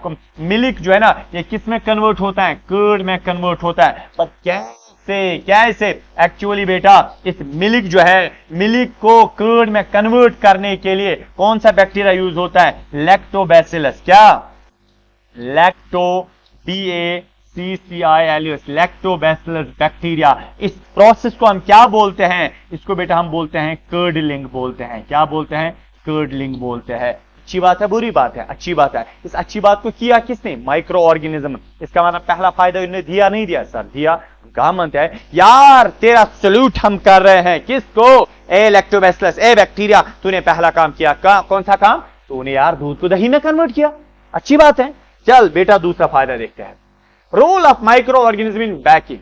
बेकिंग। अब देखे यार बेकिंग क्या है? बेकिंग का मतलब यार बेकरी वाला देखा है ना जो ब्रेड वगैरह बनाता है? हाँ सर देखा है। आपको पता है बेटा ब्रेड वाला क्या करता है? उसके पास ब्रेड वाला जो है ना, जो यानी कि रोटी वगैरह बनाता है, ब्रेड बनाता है, केक बनाता है, ठीक है, पेस्ट्रीज बनाता है, वो क्या करता है बेटा मेरा, उसके पास ये बाल्टीन होता है या उसके पास एक टब होता है, इसमें वो आटा रखता है, ठीक है ना, आटा रखा, फिर पानी डाला, आटा उसने गूंदा, आटा यार थोड़ा सा है, उसके बाद वो क्या करता है, वो बेटा आटे में एक माइक्रो ऑर्गेनिज्म डालता है, वो आटे में क्या डालता है, एक माइक्रो ऑर्गेनिज्म वो आटे में डालता है, यार माइक्रो ऑर्गेनिज्म, हाँ वो एक माइक्रो ऑर्गेनिज्म इस आटे में डालता है, और उस माइक्रो ऑर्गेनिज्म का नाम बेटा होता है यीस्ट। क्या नाम है सर? यीस्ट। हाँ बेटा, यीस्ट एक माइक्रो ऑर्गेनिज्म है। ये कौन सा माइक्रो ऑर्गेनिज्म है? फंगाई का मेंबर है, fungi, fungi FUNGI, fungi, fungi है ना, फंगाई है ना माइक्रो ऑर्गेनिज्म का एक ग्रुप। बेटा एक यीस्ट एक माइक्रो ऑर्गेनिज्म है, ये फंगाई का एक मेंबर होता है, ठीक है। चलो बहरहाल आटे के अंदर आटे को जब गूंदा गया, उसके बाद आटे के साथ एक माइक्रो ऑर्गेनिज्म मिलाया गया जिसका नाम है यीस्ट। जब मिलाया गया, फाइनली बेटा क्या किया गया, ये जो यीस्ट है ना, रिमेंबर ये जो बेटा यीस्ट है, ये इस आटे को फिर क्या करता है, इसमें हम अपने अंदर बहुत सारे बच्चे बनाता है। जब इसने बच्चे बनाए ना, फाइनली बेटा इस आटे को निकाला जाता है, एक 3 बॉक्स होता है ना, बॉक्स होता है ना बेटा, जिसमें ब्रेड की शेप दी जाती है। आटे को इस ब्रेड वाले ने निकाला, इस बॉक्स में डाला, सो दैट यहां क्या बन जाए, आटे की शेप बन जाए। इसको क्या, आटे की शेप। फिर इसको बेटा जब तैयार करने के लिए उस ओवन में डाला गया ना, इस डब बॉक्स को बेटा किस में डाला गया, ओवन में डाला गया। इसमें है ना आटा, इसको ओवन में डाला गया, सो दैट क्या हो जाए, ये तैयार हो जाए ये ब्रेड। बेटा अंदर कौन बैठा है, अंदर बेटा एक माइक्रो ऑर्गेनिज्म बैठा है, यीस्ट। ये यीस्ट क्या करता है, ये यीस्ट बेटा इस आटे को क्या फूल देता है, यानी कि इसमें स्वेलिंग कराता है। क्या कराता है, यानी कि बढ़ा कर देता है, वैसे समझो, जिसकी वजह से बेटा अंदर क्या होता है, ये जो माइक्रो ऑर्गेनिज्म है ना, माइक्रो ऑर्गेनिज्म, ये जो यीस्ट है, ये यीस्ट और क्या करता है, इस आटे को खाता है। आटे को खाया ना, और इस आटे को बेटा फिर खाने के बाद कार्बन डाइऑक्साइड बनाया, कार्बन डाइऑक्साइड गैस बनाया, और जिसकी वजह से अंदर आटे के अंदर होल्स रहते हैं। होल का मतलब होता है गैस होता है, कौन सा गैस, कार्बन डाइऑक्साइड। जब यहाँ पे होल्स रहे और बेटा फिर आटा आराम से पक जाता है। जब इसमें होल्स रहे ना, हीट इन होल्स के थ्रू आर पार पास होती है, जिसकी वजह से बेटा मैं कह सकता हूं कि आटा पूरा पक जाता है, ब्रेड पूरा पक जाता है, ठीक है। हाँ, इसीलिए बेटा ब्रेड के अंदर वो होल्स होता है। सर नहीं आया समझ, वंस अगेन, कोई बात नहीं यार। देखो क्या किया गया, टब में बेटा आटा डाला गया, आटे को गूंदा गया, एक माइक्रो ऑर्गेनिज्म यीस्ट डाला गया। जब ये डाला गया सर, उससे क्या हो गया, इस यीस्ट माइक्रो ऑर्गेनिज्म ने क्या किया बेटा, इस यीस्ट माइक्रो ऑर्गेनिज्म ने आटे को खाया। आटे को खाने के बाद बेटा वहां पे कार्बन डाइऑक्साइड गैस छोड़ा, आटे में ही उसने क्या छोड़ा, कार्बन डाइऑक्साइड गैस, जिसकी वजह से इस आटे में क्या रहा, आटे में बेटा होल्स बन जाते हैं। इस कार्बन डाइऑक्साइड गैस की वजह से इस होल्स, छोटे छोटे होल्स बन जाते हैं बेटा। फिर यही आटा हम उठाते हैं जिसमें होल्स है,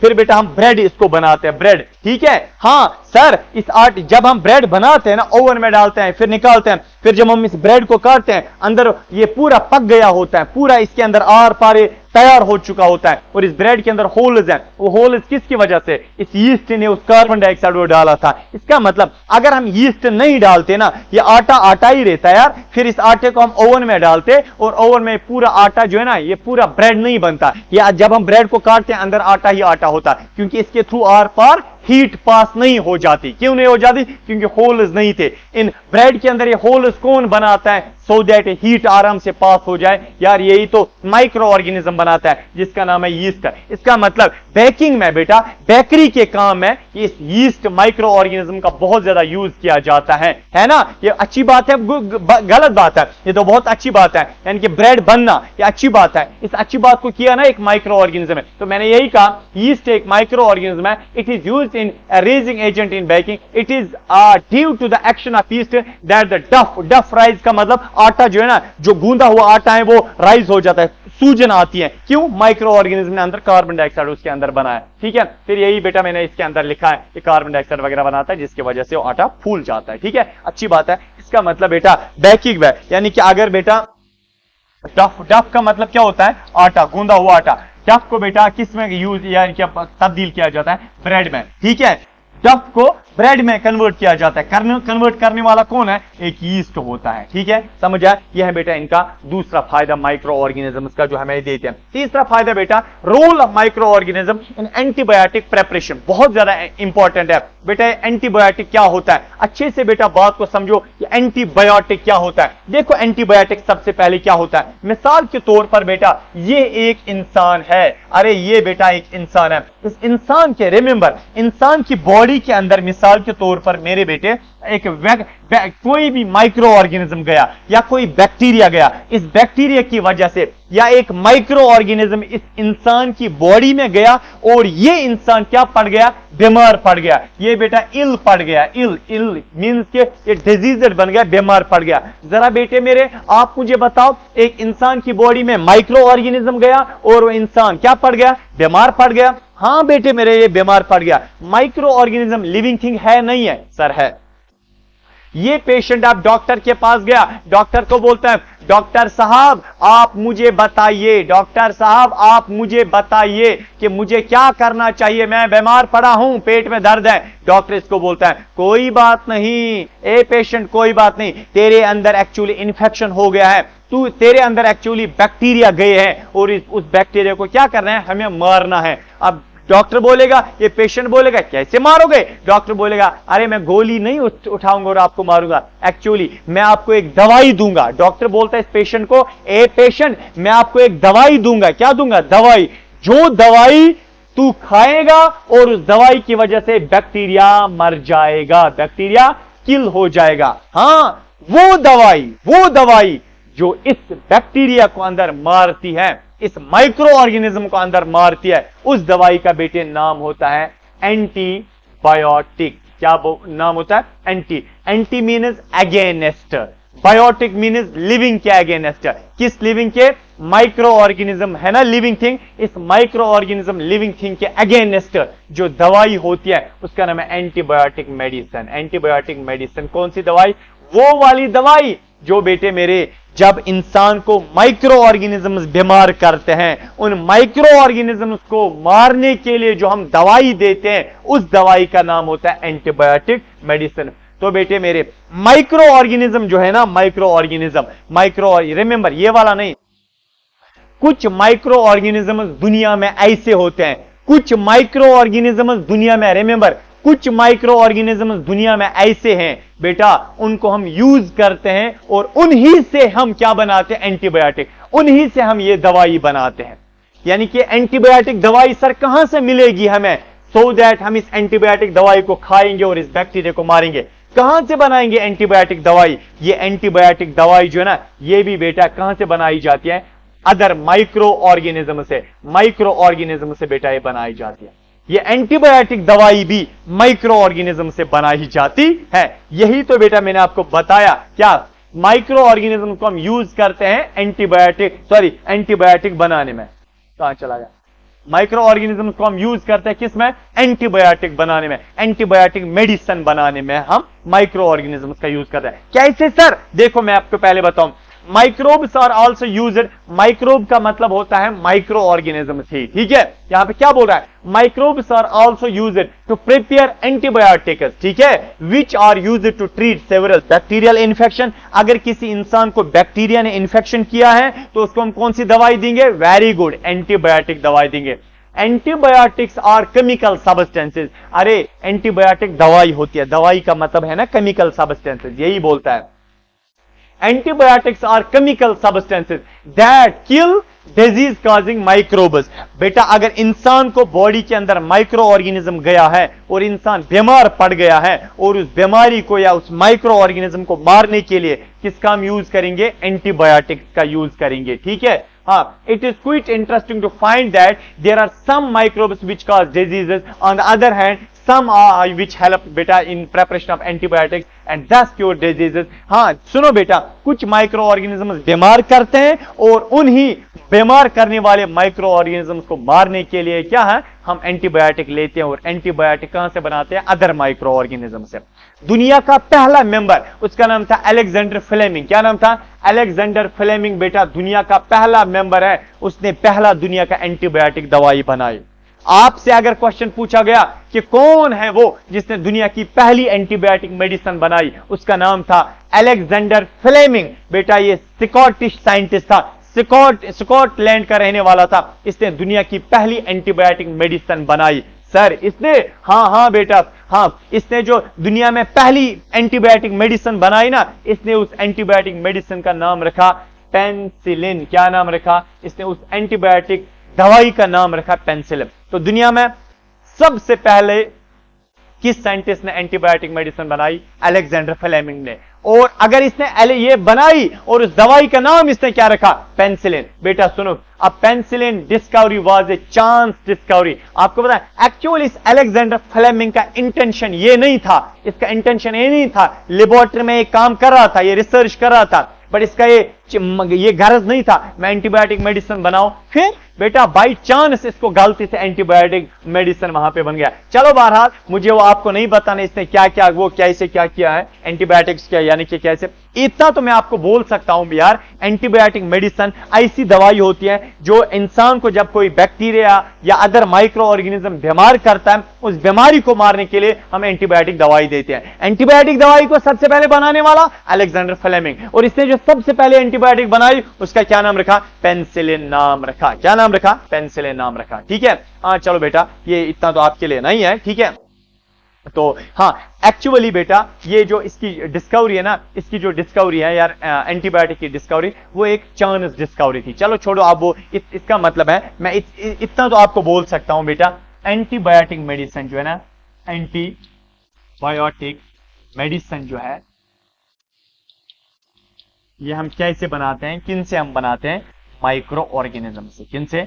माइक्रो ऑर्गेनिज्म से बेटा हम क्या बनाते हैं? एंटीबायोटिक्स भी बनाते हैं। ठीक है, हो गए 3 काम। हाँ मेन 3 काम हो गए। चलो चौथा बेटा, नेक्स्ट है बेटा हमारे पास वैक्सीन। ठीक है, माइक्रो ऑर्गेनिज्म से बेटा हम वैक्सीन बनाते हैं। Sir vaccine? हाँ मेरे बेटे वैक्सीन, वैक्सीन की मैं बात कर रहा हूं। वैक्सीन यार, वैक्सीन होता क्या है आपको पता है? माइक्रो ऑर्गेनिज्म, ये छोटे छोटे बैक्टीरिया, वायरस जो है ना, फंगाई, ठीक है, इस तरह बेटा प्रोटोजोआ, एल्गे, ये माइक्रो ऑर्गेनिज्म है ना, इन माइक्रो ऑर्गेनिज्म से बेटा हम वैक्सीन भी बनाते हैं। सर ये वैक्सीन क्या होता है? यार जब आप छोटे थे ना मेरे बेटे, जब आप छोटे थे ना, तो आपकी मामा, आपकी बहन, आपका भाई जो है ना, आपके पापा या दादा दादी ने आपको कहां लिया था? हॉस्पिटल लिया था। ठीक है, हॉस्पिटल लेने के बाद उन्होंने क्या काम किया था? उन्होंने बेटे मेरे आपको ड्रॉप्स डाले थे। ड्रॉप यार, उस ड्रॉप से क्या हुआ था? उस ड्रॉप्स का नाम था वैक्सीन। क्या नाम था? वैक्सीन। उस वैक्सीन से क्या हुआ बेटा? उस वैक्सीन की वजह से आज आपको जल्दी बीमारी नहीं लगती है। ठीक है, उस वैक्सीन जब अगर आपने बचपन में नहीं डाला होता ना यार, आज आपको ज्यादा ज्यादा बीमारियां लग जाती। और वैक्सीन जब आपने डाला बचपन में, इसलिए बेटा आज आपको बीमारी नहीं लग रही है। क्यों? क्योंकि आपने वैक्सीन डाला है। सर ये वैक्सीन तो फिर बहुत बढ़िया है, यानी कि अच्छा है यार, आई लव यू वैक्सीन यार। हाँ ये वैक्सीन तो बहुत अच्छा काम फिर करता है। ये वैक्सीन हम कैसे बनाएंगे? ये जो वैक्सीन है ना, जो ड्रॉप्स आपको डाला गया था, ये वैक्सीन भी बेटा बनाया गया था माइक्रो ऑर्गेनिज्म से ही। माइक्रो ऑर्गेनिज्म से ही यार क्या बनाया गया था? वैक्सीन। यार ये माइक्रो ऑर्गेनिज्म कितना प्यारा दोस्त, सुंदर दोस्त है। हाँ बेटे मैं क्या बोल रहा हूं यार, मैं तो यही बोल रहा हूं ना पिछले बहुत टाइम से यार, माइक्रो ऑर्गेनिज्म हमें फायदा देते हैं। ये वैक्सीन बेटा हम इनसे बनाते हैं। वैक्सीन वैक्सीन वैक्सीन किन से? माइक्रो ऑर्गेनिज्म से। समझ में आया? माइक्रो ऑर्गेनिज्म से हम वैक्सीन बनाते हैं। वैक्सीन क्या करता है यार? वैक्सीन क्या करता है आपको पता है? सबसे पहले मैं आपको बताऊंगा वैक्सीन कैसे बनाया जाता है। अब सिंपल लैंग्वेज में देखो, हम बेटा एक माइक्रो ऑर्गेनिज्म को लाते हैं। माइक्रो ऑर्गेनिज्म को, वो माइक्रो ऑर्गेनिज्म क्या होना चाहिए? टूटा फूटा, मींस कि या तो वो वीक होना चाहिए, कमजोर, या तो डेड। या डेड, देखो चलो dead micro organism, dead micro organism को हम लाएंगे। डेड माइक्रो ऑर्गेनिज्म बेटा मैंने एक डेड माइक्रो ऑर्गेनिज्म को लाया। फिर मैंने क्या काम किया? मैंने एक बोतल को लाया। सुनो बेटा, मैंने एक बोतल को लाया, इस बोतल में मैंने पानी डाला। क्या डाला? पानी। और मैंने एक डेड माइक्रो ऑर्गेनिज्म को लाया और किसके अंदर डाला? इस बोतल के अंदर डाला। जब मैंने डेड माइक्रो ऑर्गेनिज्म को इस बोतल के अंदर डाला, मेरा वैक्सीन बन गया। आप शॉर्ट में समझो, मेरा वैक्सीन बन गया। हाँ यार, फिर मैं काम करूंगा, बच्चों को बुलाऊंगा, छोटे छोटे बच्चों को। फिर मैं काम करूंगा बेटे मेरे, ये जो वैक्सीन है ना, ये जो वैक्सीन है, मैं बच्चों को एक एक ड्रॉप डालूंगा, एक एक ड्रॉप डाल। सर आप तो डेड माइक्रो ऑर्गेनिज्म उनकी बॉडी में डाल रहे हो। हाँ, जब मैंने उनकी बॉडी में वैक्सीन डाला ना, आपको पता है इस वैक्सीन से क्या होगा? जब बॉडी के अंदर बेटा ये वैक्सीन गया ना, इस बच्चे की बॉडी में, इस बच्चे की बॉडी में इम्यूनिटी डेवलप होती है। इम्यूनिटी का मतलब होता है, इम्यूनिटी देखो, इम्यून सिस्टम, आपको पता होगी इम्यून सिस्टम। इस बच्चे इम्यून सिस्टम, हमारी बॉडी में एक ऐसा सिस्टम होता है, जब भी बेटा यानी कि हमारी बॉडी में कोई भी बैक्टीरिया, वायरस जाता है ना, उस बैक्टीरिया और वायरस को मारने के लिए हमारी बॉडी में इम्यून सिस्टम होता है। जितना देखो, जितना मेरी बॉडी का इम्यून सिस्टम स्ट्रांग है उतना बेटा जल्दी मुझे बीमारी नहीं लगेगी, उतनी जल्दी मुझे बीमारी नहीं लगेगी। अगर फॉर एग्जाम्पल मेरा इम्यून सिस्टम वीक है, कमजोर वीक इम्यून सिस्टम है, तो बेटा मुझे जल्दी बीमारी अटैक कर सकती है। इसका मतलब इंसान के अंदर एक सिस्टम होता है जिसका नाम है इम्यून सिस्टम। इम्यून सिस्टम एक ऐसा सिस्टम होता है जो बेटा वायरस को, बैक्टीरिया को मार देता है। जब भी हमारी बॉडी में वायरस जाता है, माइक्रो ऑर्गेनिज्म जाता है, यानी कि बैक्टीरिया जाता है, फंगाई जाता है, उस फंगाई बैक्टीरिया वायरस को मारने के लिए मेरी बॉडी में अल्लाह पाक ने क्या रखा है, एक सिस्टम रखा है जिसका नाम है इम्यून सिस्टम। ये इम्यून सिस्टम इस बैक्टीरिया वगैरह को मार देता है। सर आप क्या ये कहना चाहते हैं कि हमारे दिन में, यानी कि दिन के वक्त यानी कि 1000 टाइम्स बेटा वायरस मेरी बॉडी में जाता है, दिन के टाइम बेटा 1000 टाइम्स मेरी बॉडी के अंदर बैक्टीरिया जाता है, उस बैक्टीरिया को मारा जाता है, हमें पता भी नहीं होती है, उस बैक्टीरिया को मारा जाता है। कौन मारता है? Immune system. वो जो मेरी बॉडी में 10 बार दिन में वायरस जाता है ना, उस वायरस को मारने के लिए मेरी बॉडी में इम्यून सिस्टम होता है। इसका मतलब यार ये इम्यून सिस्टम बहुत अच्छी चीज है यार, हमारी बॉडी में इम्यून सिस्टम फिर स्ट्रांग रहना चाहिए। हाँ, आपको पता ही इम्यून सिस्टम कैसे स्ट्रांग हो जाएगा। रिमेंबर बेटे, जब मैं वैक्सीन डालूंगा ना, अगर मैं बचपन में अपने आप को अगर मैंने वैक्सीन डाला होता तो क्या होता बेटा, वैक्सीन की वजह से मेरा इम्यून सिस्टम स्ट्रांग हो जाता है। जब इम्यून सिस्टम स्ट्रांग हो गया और मेरी जिंदगी भर मेरी बॉडी में इम्यून सिस्टम स्ट्रांग रहेगा, और बेटा कोई भी बैक्टीरिया आज मेरे ऊपर हमला नहीं कर सकता है, कोई भी वायरस मेरे ऊपर आज हमला नहीं कर सकता है। अगर आपने बचपन में ये वैक्सीन डाला है, ये बेटा वैक्सीन जो है ना, वैक्सीन आपकी बॉडी के अंदर अगर चला गया है यानी कि बचपन के दौरान, तो बेटा आपका इम्यून सिस्टम स्ट्रांग होगा। अगर आपकी बॉडी के अंदर आज कोई बैक्टीरिया जाएगा, कोई वायरस जाएगा, वो बैक्टीरिया वो वायरस आपकी बॉडी का कुछ नहीं बिगाड़ सकता है, बिकॉज आपके पास क्या है, आपके पास इम्यून सिस्टम स्ट्रांग है। इसका मतलब है सर हमें तो ये अच्छी बात लगी कि वैक्सीन जो है ना, वैक्सीन जो है, वैक्सीन किससे बनाते हो? वैक्सीन आप माइक्रो ऑर्गेनिज्म से बनाते हो। वैक्सीन से बहुत अच्छा फायदा मिल रहा है। वैक्सीन डालने से हमारा इम्यून सिस्टम स्ट्रांग हो जाता है। जब इम्यून सिस्टम स्ट्रांग हो गया तो बेटा कोई भी माइक्रो ऑर्गेनिज्म हम पे अटैक नहीं कर सकता। इसका मतलब मेरा इम्यून सिस्टम स्ट्रांग होना अच्छी बात है, बुरी बात है? अच्छी बात है। इस अच्छी बात को किया किसने? वैक्सीन ने। अरे वैक्सीन बनाया किससे? माइक्रो ऑर्गेनिज्म से। सर ये माइक्रो ऑर्गेनिज्म एक और फायदा देते हैं ना, कौन सा फायदा? ये बेटा वैक्सीन बनाते हैं। क्या करते हैं? ये बेटा इनसे माइक्रो ऑर्गेनिज्म से हम वैक्सीन बनाते हैं। समझ आए ना? वैक्सीन का डालना, उसको बेटा हम क्या बोलते हैं? उसको हम बेटा वैक्सीनेशन बोलते हैं। क्या बोलते हैं? वैक्सीनेशन। एक्चुअली उस एंटीबॉडीज बॉडी के अंदर बनती हैं। ठीक है, चलो बहरहाल मुझे तो आपसे वो तो नहीं कहना है। मैं आपको बेटा एक और चीज बताऊं, मैं आपको एक और चीज बताऊं। ठीक है, चलो बेटा हो गया इसके बारे में, वैक्सीन के बाद। नेक्स्ट फायदा हम देखेंगे बेटा, role of micro organism in beverage. यार हम शराब भी बनाते हैं, माइक्रो ऑर्गेनिज्म से बेटा हम शराब भी बना सकते हैं। क्या बना सकते हैं? शराब। यार माइक्रो ऑर्गेनिज्म से हम शराब बनाते हैं। सर शराब बनाना अच्छी बात है, बाद में वो देखेंगे ना अच्छी बात है बुरी बात है। यार फिलहाल तो हम यार माइक्रो ऑर्गेनिज्म से शराब बनाएंगे। सर कैसे? देखो बेटा मैं क्या करूंगा, मैं एक बेटा डब्बा लूंगा, टीना का डब्बा लूंगा। जब मैंने टीना का डब्बा, मैंने ये एक्सपेरिमेंट यार बचपन में खुद किया था। When I was in class 10th बेटा, उस वक्त मैंने एक्सपेरिमेंट किया था। देखो आपने टीना का एक डब्बा लिया ना, और इसमें बेटा शुगर डालो या एप्पल्स डालो या ग्रेप्स डालो, बिकॉज एप्पल के अंदर भी शुगर होता है। मीठी हुई चीज के अंदर बेटा क्या होता है, उसमें तो मीठी जो चीज होती है ना, उसमें शुगर होता है। चलो मैंने एप्पल डाले, शुगर डाले, चलो मैंने शुगर डाला सिर्फ। बेटा जब एक टीना के डब्बे के अंदर आपने शुगर डाला शुगर, फिर एक माइक्रो ऑर्गेनिज्म को डालो। Sir micro organism? हाँ, जैसे बेटा एक माइक्रो ऑर्गेनिज्म होता है, उसका नाम होता है यीस्ट, YEAST, यीस्ट। हाँ यीस्ट डाला। इसका मतलब मैंने एक डब्बा लिया, इस डब्बे में बेटा मैंने शुगर डाला, और शुगर के साथ मैंने यीस्ट डाला। मैं ढक्कन को बंद करूंगा, यानी कि जब मैं ढक्कन को बंद करूंगा ना, क्या यहां ऑक्सीजन अंदर जाएगा? नहीं जाएगा। मत जाएगा। मैं लिखूंगा in absence of oxygen, in absence of oxygen, oxygen की गैर मौजूदगी, अंदर मत ऑक्सीजन जाएगा। 10, 15, 20 दिन यार ये डब्बा ऐसे रखो। ठीक है, डू यू नो क्या हो जाएगा? ये जो यीस्ट है ना, यीस्ट जो अंदर है एक माइक्रो ऑर्गेनिज्म, ये यीस्ट इस शुगर को खाएगा। जब इस यीस्ट ने शुगर को खाया, और ये यीस्ट बेटा पेशाब फेंकता है। इसने शुगर को खाया और क्या बनाया, और बेटा फिर पीछे से क्या फेंका? इसने फेंका बेटा क्या? अल्कोहल, शराब कहां जमा हो जाएगा? अंदर। बेटा यीस्ट शुगर खा रहा है, फेंक रहा है अल्कोहल। यीस्ट शुगर खा रहा है, फेंक रहा है अल्कोहल। यीस्ट शुगर खा रहा है, क्या बना रहा है? अल्कोहल बना रहा है। जब यीस्ट ने सारा शुगर खाया और अंदर क्या बना होगा? पूरा अल्कोहल बना होगा, शराब बना होगा। बेटा रिमेंबर, अच्छे से मेरे बेटे बात को समझो, रिमेंबर। हाँ, शुगर से शराब बनना, शुगर से अल्कोहल बनना, इस प्रोसेस को हम बोलते हैं फर्मेंटेशन। क्या बोलते हैं? इस प्रोसेस को बेटा हम बोलते हैं फर्मेंटेशन। मैंने कहीं पे लिखा होगा, अगर नहीं लिखा है तो आई एम सॉरी बेटा, फर्मेंट मैंने लिखा है, फर्मेंटेशन शायद मैं भूल गया हूं, मैं अभी लिखूंगा बेटा। देखो यहां आपके पास शुगर, यहां आपके पास शुगर,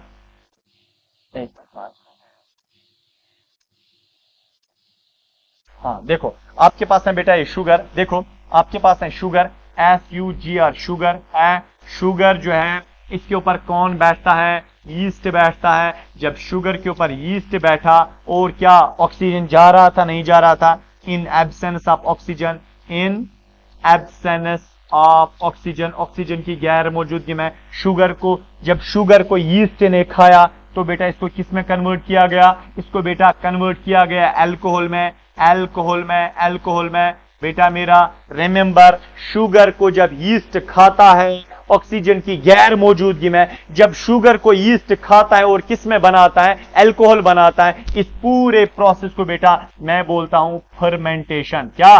फर्मेंट। इस पूरे प्रोसेस को बेटा मैं फर्मेंटेशन बोलता हूं।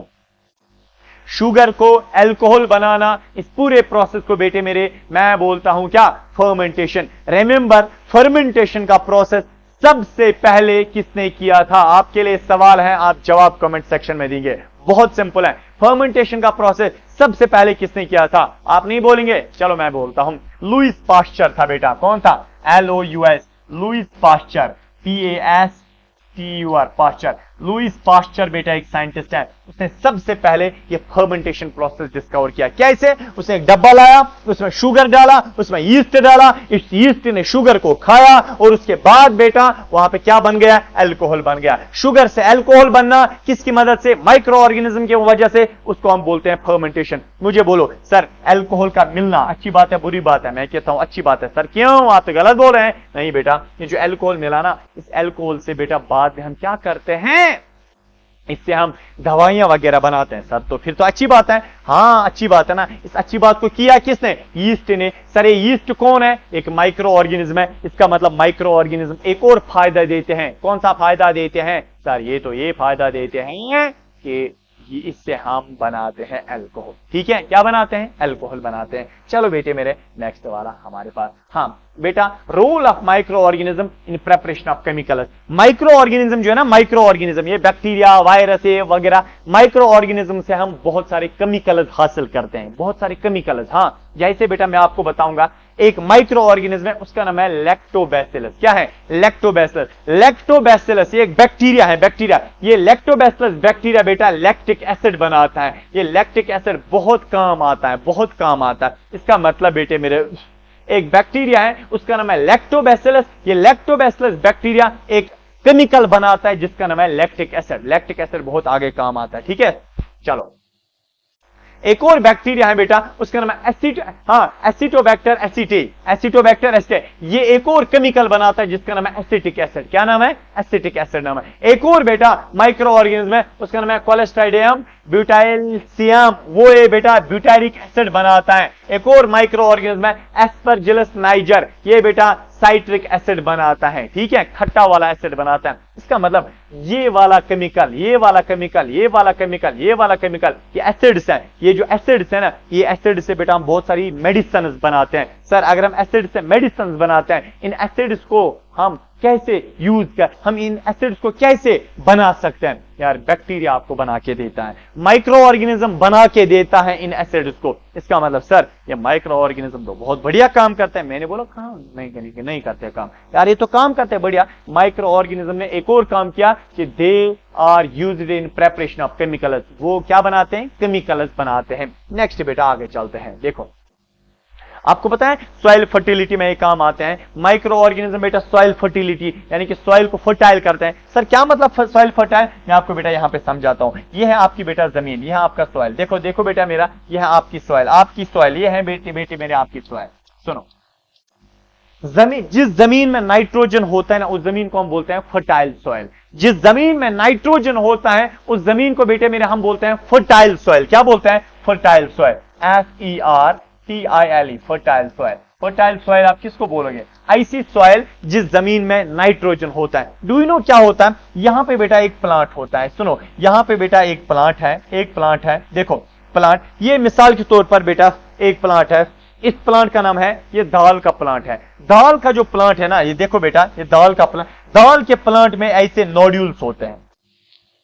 दाल का जो प्लांट है, दाल के प्लांट का जो रूट होता है, दाल के प्लांट का जो रूट है, इस रूट में बेटा ऐसे ऐसे गोल गोल होता है। इस गोल का नाम होता है नोड्यूल। क्या नाम होता है? नोड्यूल। आपने देखा होगा, अगर आप बेटा दाल का प्लांट आपके पास है, दाल के प्लांट को भी बेटा जमीन से अगर आप निकालोगे ना बाहर, बेटा उसका जो रूट होता है, दाल के प्लांट के रूट में ऐसे गोल गोल होते हैं। ये इन गोल गोल का क्या नाम है? नोड्यूल है। रिमेंबर, जिस प्लांट के रूट में ये नोड्यूल होता है, हर प्लांट के रूट में नोड्यूल नहीं होता है। जिस प्लांट के रूट में ये नोड्यूल होता है, और ऐसे प्लांट को बेटा हम बोलते हैं लेग्यूमिनस प्लांट। क्या बोलते हैं? Leguminous plant. लेग्यूमिनस प्लांट का बेटा मतलब होता है, ये वो प्लांट्स होते हैं जिन प्लांट के रूट में नोड्यूल होता है। समझ आया? अगर आप बेटा मेज के प्लांट को देखोगे, नोड्यूल होता है। आप दाल के प्लांट को देखोगे, उनके रूट्स में नोड्यूल है। एप्पल के प्लांट में देखो नोड्यूल नहीं होगा। राइस के प्लांट में देखो नोड्यूल नहीं होगा। हर प्लांट के रूट में नोड्यूल नहीं है। ये कुछ कुछ प्लांट के रूट में नोड्यूल है। जिस प्लांट के रूट में नोड्यूल है, ऐसे प्लांट को हम क्या बोलेंगे? लेग्यूमिनस प्लांट बोलेंगे। सर आगे चलिए, सुनो बेटा, एक बैक्टीरिया होता है, उसका बेटा नाम है राइजोबियम बैक्टीरिया। क्या नाम है? Rhizobium bacteria. बहुत बदनाम बैक्टीरिया है राइजोबियम बैक्टीरिया। बेटा जो होता है, आपको पता है क्या काम करता है? बेटे मेरे, हवा में जो नाइट्रोजन होता है ना, कहां? हवा में नाइट्रोजन है। सर ये आपने अभी बोला कि प्लांट को चढ़ने के लिए नाइट्रोजन चाहिए, प्लांट का लीफ ऐसे होता है। सर क्या हो जाएगा? यह है नाइट्रोजन, ये प्लांट का लीफ डायरेक्ट हवा से नाइट्रोजन लेगा? मैं बोलूंगा नहीं। सर फिर कैसे? सुनो बेटा, ये प्लांट डायरेक्ट हवा से कभी नाइट्रोजन नहीं पी सकता है। सर फिर क्या हो जाएगा? अब आपको पता है बेटा क्या हो जाएगा? ये बैक्टीरिया जो है ना, राइजोबियम बैक्टीरिया, ये देखो, मैं फॉर एग्जाम्पल राइजोबियम बैक्टीरिया हूं, मैं हवा में रहता हूं। आपको पता है मैंने क्या काम किया? मैंने बेटा इस नाइट्रोजन को पिया। मैं राइजोबियम बैक्टीरिया हूं, मैं हवा में रहता हूं। मैंने इस नाइट्रोजन को पिया। कहां से? हवा में पिया। मैंने नाइट्रोजन को हवा में पिया। जब मैंने नाइट्रोजन को हवा में पिया ना बेटा, फिर ये राइजोबियम बैक्टीरिया आता है कहां? जमीन के अंदर जाता है। सर जमीन में कहां जाता है? इसके पेट में क्या है? इस राइजोबियम बैक्टीरिया के पेट में क्या है? नाइट्रोजन है। ये राइजोबियम बैक्टीरिया जमीन में आ गया। जब ये जमीन में आ गया, इसके पेट में क्या है? नाइट्रोजन है ना बेटा। ये राइजोबियम बैक्टीरिया अब इस लेग्यूमिनस प्लांट के पास जाता है। इस दाल के प्लांट, इस लेग्यूमिनस प्लांट के इस नोड्यूल में जाता है। नोड्यूल, ये बैक्टीरिया इस नोड्यूल के अंदर गया। नोड्यूल के अंदर गया कौन? ये बैक्टीरिया नोड्यूल में गया, इस दाल के प्लांट के नोड्यूल में गया, और इस नोड्यूल को बोलता है, ए नोड्यूल, मेरा नाम है राइजोबियम बैक्टीरिया, मेरे पास नाइट्रोजन है। ए नोड्यूल, मुझे पता है तुझे नाइट्रोजन चाहिए, मुझे पता है तुझे नाइट्रोजन चाहिए, तो कोई बात नहीं, मैं तुझे नाइट्रोजन दूंगा। मेरा नाम है राइजोबियम बैक्टीरिया, मैं तुझे नाइट्रोजन दूंगा, लेकिन तुझे भी एक काम करना होगा। ए नोड्यूल, तू मुझे रहने की जगह अपने अंदर दे, तू मुझे अपने अंदर रहने की जगह दे। इसका मतलब ये जो नोड्यूल है, ये बेटा बैक्टीरिया को बोलता है, आ जाओ आ जाओ, ए राइजोबियम बैक्टीरिया आ जाओ, तू तो भाई लगता है, आ जाओ, तू मेरे अंदर रह, मेरा नाम है नोड्यूल, तू मेरे अंदर रह, मगर तू मुझे क्या दे? नाइट्रोजन दे। इसका मतलब है बेटा, हाँ, नोड्यूल कहां पे होता है? जमीन में। इसका मतलब इस जमीन में नाइट्रोजन आ गया ना। रिमेंबर बेटा, बाद में क्या होता है? बाद में ये जो राइजोबियम बैक्टीरिया है, इसको जगह मिलती है कहां पे? इसको इस नोड्यूल के अंदर जगह मिलती है, रहने की जगह मिलती है, खाना मिलता है। बट इस नोड्यूल को क्या फायदा पहुंचा? इस नोड्यूल को नाइट्रोजन फायदा पहुंचा, नाइट्रोजन मिल गया, है ना, अच्छी बात है। फिर ये नोड्यूल इस नाइट्रोजन को देता है, पूरे प्लांट को देता है, प्लांट ग्रो करता है, प्रोटीन बनाता है, दाल बनाता है। छोड़ो, गोली मारो उसको। इतना तो मैं कह सकता हूं, हवा का नाइट्रोजन उठाया गया और जमीन में डाला गया। हवा का नाइट्रोजन उठाया गया और जमीन में डाला गया। अच्छी बात है बुरी बात है? सर बहुत अच्छी बात है। जब इसको जमीन में डाला गया तो क्या हो गया? जमीन में बेटा जमीन फर्टाइल बन गई। जिस जमीन में नाइट्रोजन होता है उस जमीन को हम क्या बोलते हैं? फर्टाइल सॉइल बोलते हैं। इस जमीन को फर्टाइल किया किसने? यार इस जमीन को फर्टाइल किया एक राइजोबियम बैक्टीरिया ने। तो इसका मतलब राइजोबियम क्या है? एक बैक्टीरिया है। इसका मतलब अगर ये बैक्टीरिया है तो बैक्टीरिया क्या है? माइक्रो ऑर्गेनिज्म है। तो माइक्रो ऑर्गेनिज्म एक और फायदा देते हैं। कौन सा फायदा? ये माइक्रो ऑर्गेनिज्म बेटा मेरा ये जमीन को फर्टाइल करते हैं। They help in fertility of soil. ये मैंने लिखा, role of micro organism in soil fertility. जमीन को क्या करता है? फायदा, यानी कि जमीन को फर्टाइल करता है, जमीन में नाइट्रोजन डालता है। इतना ही नहीं, राइजोबियम बैक्टीरिया सिर्फ नहीं, एक और बैक्टीरिया है, उसका नाम है साइनोबैक्टीरिया। एक माइक्रो ऑर्गेनिज्म है, उसका नाम है फंगाई। फंगाई जो है ना, देखो बैक्टीरिया भी करते हैं, बैक्टीरिया भी जमीन में, राइजोबियम बैक्टीरिया भी करता है जमीन में, जमीन को फर्टाइल। फंगाई भी करता है, साइनोबैक्टीरिया भी करता है ना, ये राइजोबियम वगैरह। ये बेटा जमीन में नाइट्रोजन, हवा से नाइट्रोजन उठाता है, जमीन में डालता है। इनके उसको क्या करता है? इसको बेटा फर्टाइल करता है। किस? हाँ, कैसे बेटा? हवा का नाइट्रोजन उठाता है, हवा का नाइट्रोजन उठाता है और लेग्यूमिनस प्लांट के रूट के नोड्यूल में डालता है। कौन? नाइट्रोजन डालता है। ठीक है, चलो बेटा इसके साथ ये हो गया। चलो हम नेक्स्ट बेटा देखते हैं। दैट इज कौन सा है फायदा है? अरे यार मेरा बेटा थक गए होंगे आप, बस अपनी लाइफ का गोल याद करो, सब थकावट भाग जाएगी। हकीकत है बेटा यार, थक गए होंगे आप, मुझे पता है यार, मेरे साथ आप इतना जंग कर रहे हो यार। अभी तो मैं इस वक्त बेटा रिकॉर्ड कर रहा हूं ना, अभी रात के मैं टाइम एग्जैक्टली देख रहा हूं, क्योंकि हम रात को बेटा रिकॉर्ड करते हैं, दिन में ऑफलाइन क्लास होते हैं। अभी बेटा रात के कितने बज गए? 12:12। ठीक है, तो मुझे पता शायद आप भी मत देख रहे होंगे यार, तो आप थक गए होंगे, थोड़ा सा बेटा रेस्ट ले लो। मैं भी थोड़ा सा पानी पीता हूँ, पानी है नहीं शायद यहाँ पे, तो मैं भी थोड़ा सा पानी पीता हूँ। आप भी बेटा थोड़ा सा जो ना 10-15 मिनट रेस्ट ले लो, थोड़ा मोबाइल से हट जाओ यार, और बाहर जाओ, थोड़ा सा पानी पियो।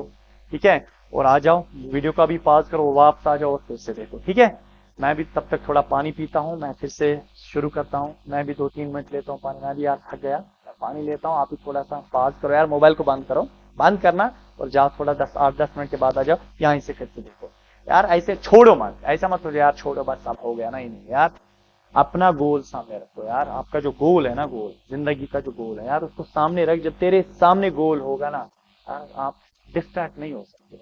मुझे मेजॉरिटी स्टूडेंट्स ये जब कॉल, मैसेज, इंस्टा पे लॉट ऑफ मैसेज होती है, सर हम डिस्ट्रैक्ट हो जाते हैं, सर मोटिवेशनल बताइए कुछ। यार एक चीज है ना, मैं उनको मोटिवेशनल क्या बताऊं? मोटिवेशन आपकी सबसे बड़ी है आपके घर में माँ बाप जो उनको बोलना नहीं यार, वो आपकी मोटिवेशन है। उनने जो पैसे लगाया ना, आप पे दावा लगाया ना यार, बस आप जिंदगी में वही याद रखो यार। देखो वो मेहनत कितनी, माँ बाप हमारे लिए कितनी मेहनत कर रहे हैं, आपके लिए बड़ी मोटिवेशन भाई। ठीक है, मैं खुद बताऊंगा यार, मेरे माँ बाप के सपने मेरे सामने यार। मेरे माँ बाप मेरे से क्या एक्सपेक्ट करते हैं? बड़ा दाऊद बनना चाहिए, बड़ा टीचर बनना चाहिए यार, इसके पास डॉक्टरेट डिग्री होनी चाहिए। अल्हम्दुलिल्लाह मैं उसके लिए वर्कआउट कर रहा हूँ, बहुत ज्यादा अपने एफर्ट्स दे रहा हूँ।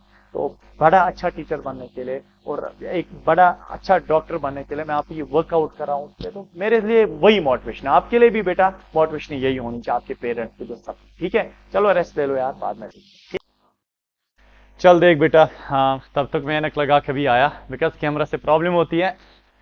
चल अब बेटा हम देखेंगे नेक्स्ट वाला फेज इसी चैप्टर का। वो क्या है आपके सामने है बेटा, that is some important terms. Already बेटा मैंने आपको बोला है, क्या बोला है मैंने आपको बोला है, हम एक चैप्टर पढ़ रहे हैं जिसका नाम है माइक्रो ऑर्गेनिज्म। चैप्टर में मेरे बेटे हमने उन लिविंग थिंग्स के बारे में पढ़ना है जो बहुत ज्यादा छोटे होते हैं, which are extremely small and which can't be seen by naked eyes, जिनको हम नेकेड आई से नहीं देख पाते हैं ना, उनको बेटा हम क्या बोलते हैं? Micro organism. और फिर मैंने आपको बोला माइक्रो ऑर्गेनिज्म के बेटे मेरे 5 टाइप्स है, या मैं आपको बोलूंगा 5 ग्रुप्स के माइक्रो ऑर्गेनिज्म्स हैं, या दुनिया में जितने भी माइक्रो ऑर्गेनिज्म्स हैं मैंने उनको 5 ग्रुप्स में डाला है बेटा। बैक्टीरिया है, फंगा है, प्रोटोजोआ है, एल्गे है एंड वायरस है। रिमेंबर, सारे के सारे लिविंग थिंग्स होते हैं एक्सेप्ट वायरस, और वायरस बेटा कंट्राडिक्टरी है, ये लिविंग भी है नॉन लिविंग भी है। सर क्या बोल रहे हैं आप? हाँ बेटा बिल्कुल, जब वायरस बेटा हवा में होता है, यानी कि फ्री होता है, हवा में होता है, जमीन में होता है, कहीं कहीं पानी में होता है, तब ये नॉन लिविंग होता है। और जब ये वायरस किसी लिविंग थिंग की बॉडी के अंदर जाता है तब ये लिविंग बेटा बनता है, तब ये खुद भी क्या बनता है? लिविंग बनता है। ठीक है, चलो फिर मैंने बेटा आपको बताया कि माइक्रो ऑर्गेनिज्म जो है ना, ये फ्रेंड्स भी है, ये फो भी है। क्या मतलब? ये दोस्त भी है, ये दुश्मन भी है। कुछ माइक्रो ऑर्गेनिज्म हमें फायदा देते हैं और कुछ माइक्रो ऑर्गेनिज्म बेटा हमें नुकसान देते हैं। हमने उन माइक्रो ऑर्गेनिज्म्स के बारे में पढ़ा जो बेटा हमें फायदा देते हैं। इसका मतलब हमने फ्रेंडली माइक्रो ऑर्गेनिज्म्स के बारे में पढ़ा। मैंने आपको बोला है माइक्रो ऑर्गेनिज्म जो है ना बेकिंग में काम आते हैं, माइक्रो ऑर्गेनिज्म फर्मेंटेशन में काम आते हैं, यानी कि बेवरेजेस बनाने में।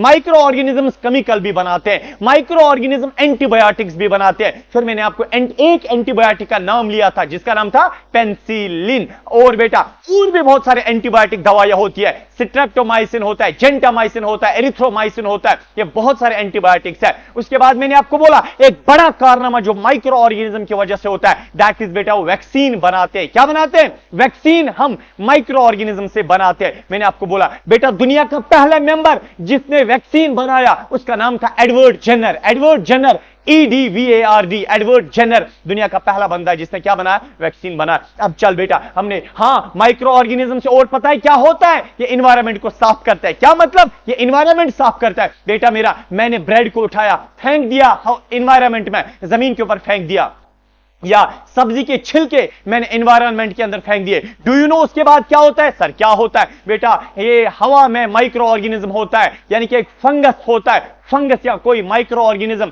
इसके ऊपर बैठता है, इस बेटा सब्जी के छिलके के ऊपर बैठता है, इसको खत्म करता है, सड़ा देता है। इसका मतलब एनवायरनमेंट साफ हो गया। किसकी वजह से? माइक्रो ऑर्गेनिज्म की वजह से। चलो बेटा ये बातें तो हमने की है। अब आपको पता है हम माइक्रो ऑर्गेनिज्म के बारे में वो पढ़ेंगे कि किस किस तरीके से हमें नुकसान करते हैं। माइक्रो ऑर्गेनिज्म हमें किस किस तरीके से नुकसान करते हैं, यानी कि हम पढ़ेंगे हार्मफुल माइक्रो ऑर्गेनिज्म्स के बारे में, उन माइक्रो ऑर्गेनिज्म्स के बारे में पढ़ेंगे जो हमें नुकसान देते हैं, जो बेटा हार्मफुल होता है। पर उससे पहले हमें पता होना चाहिए, ये टर्म्स हमें पता होनी चाहिए यार। पहली टर्म जो है दैट इज डिजीज, किसको बोलते हैं बेटा? डिजीज। पहली ये टर्म्स पता होनी चाहिए, इसके बाद आपको हार्मफुल माइक्रो ऑर्गेनिज्म्स के बारे में कहानी समझ आएगी। ठीक है, पहली बेटा बात यह है दैट पहली टर्म है दैट इज बेटा डिजीज। किसको मैं बोलूंगा? अरे यार किसको मैं डिजीज बोलूंगा? डिजीज होता क्या है? डू यू नो बेटा डिजीज का मतलब क्या है? It is not actually disease, it is डिसईज।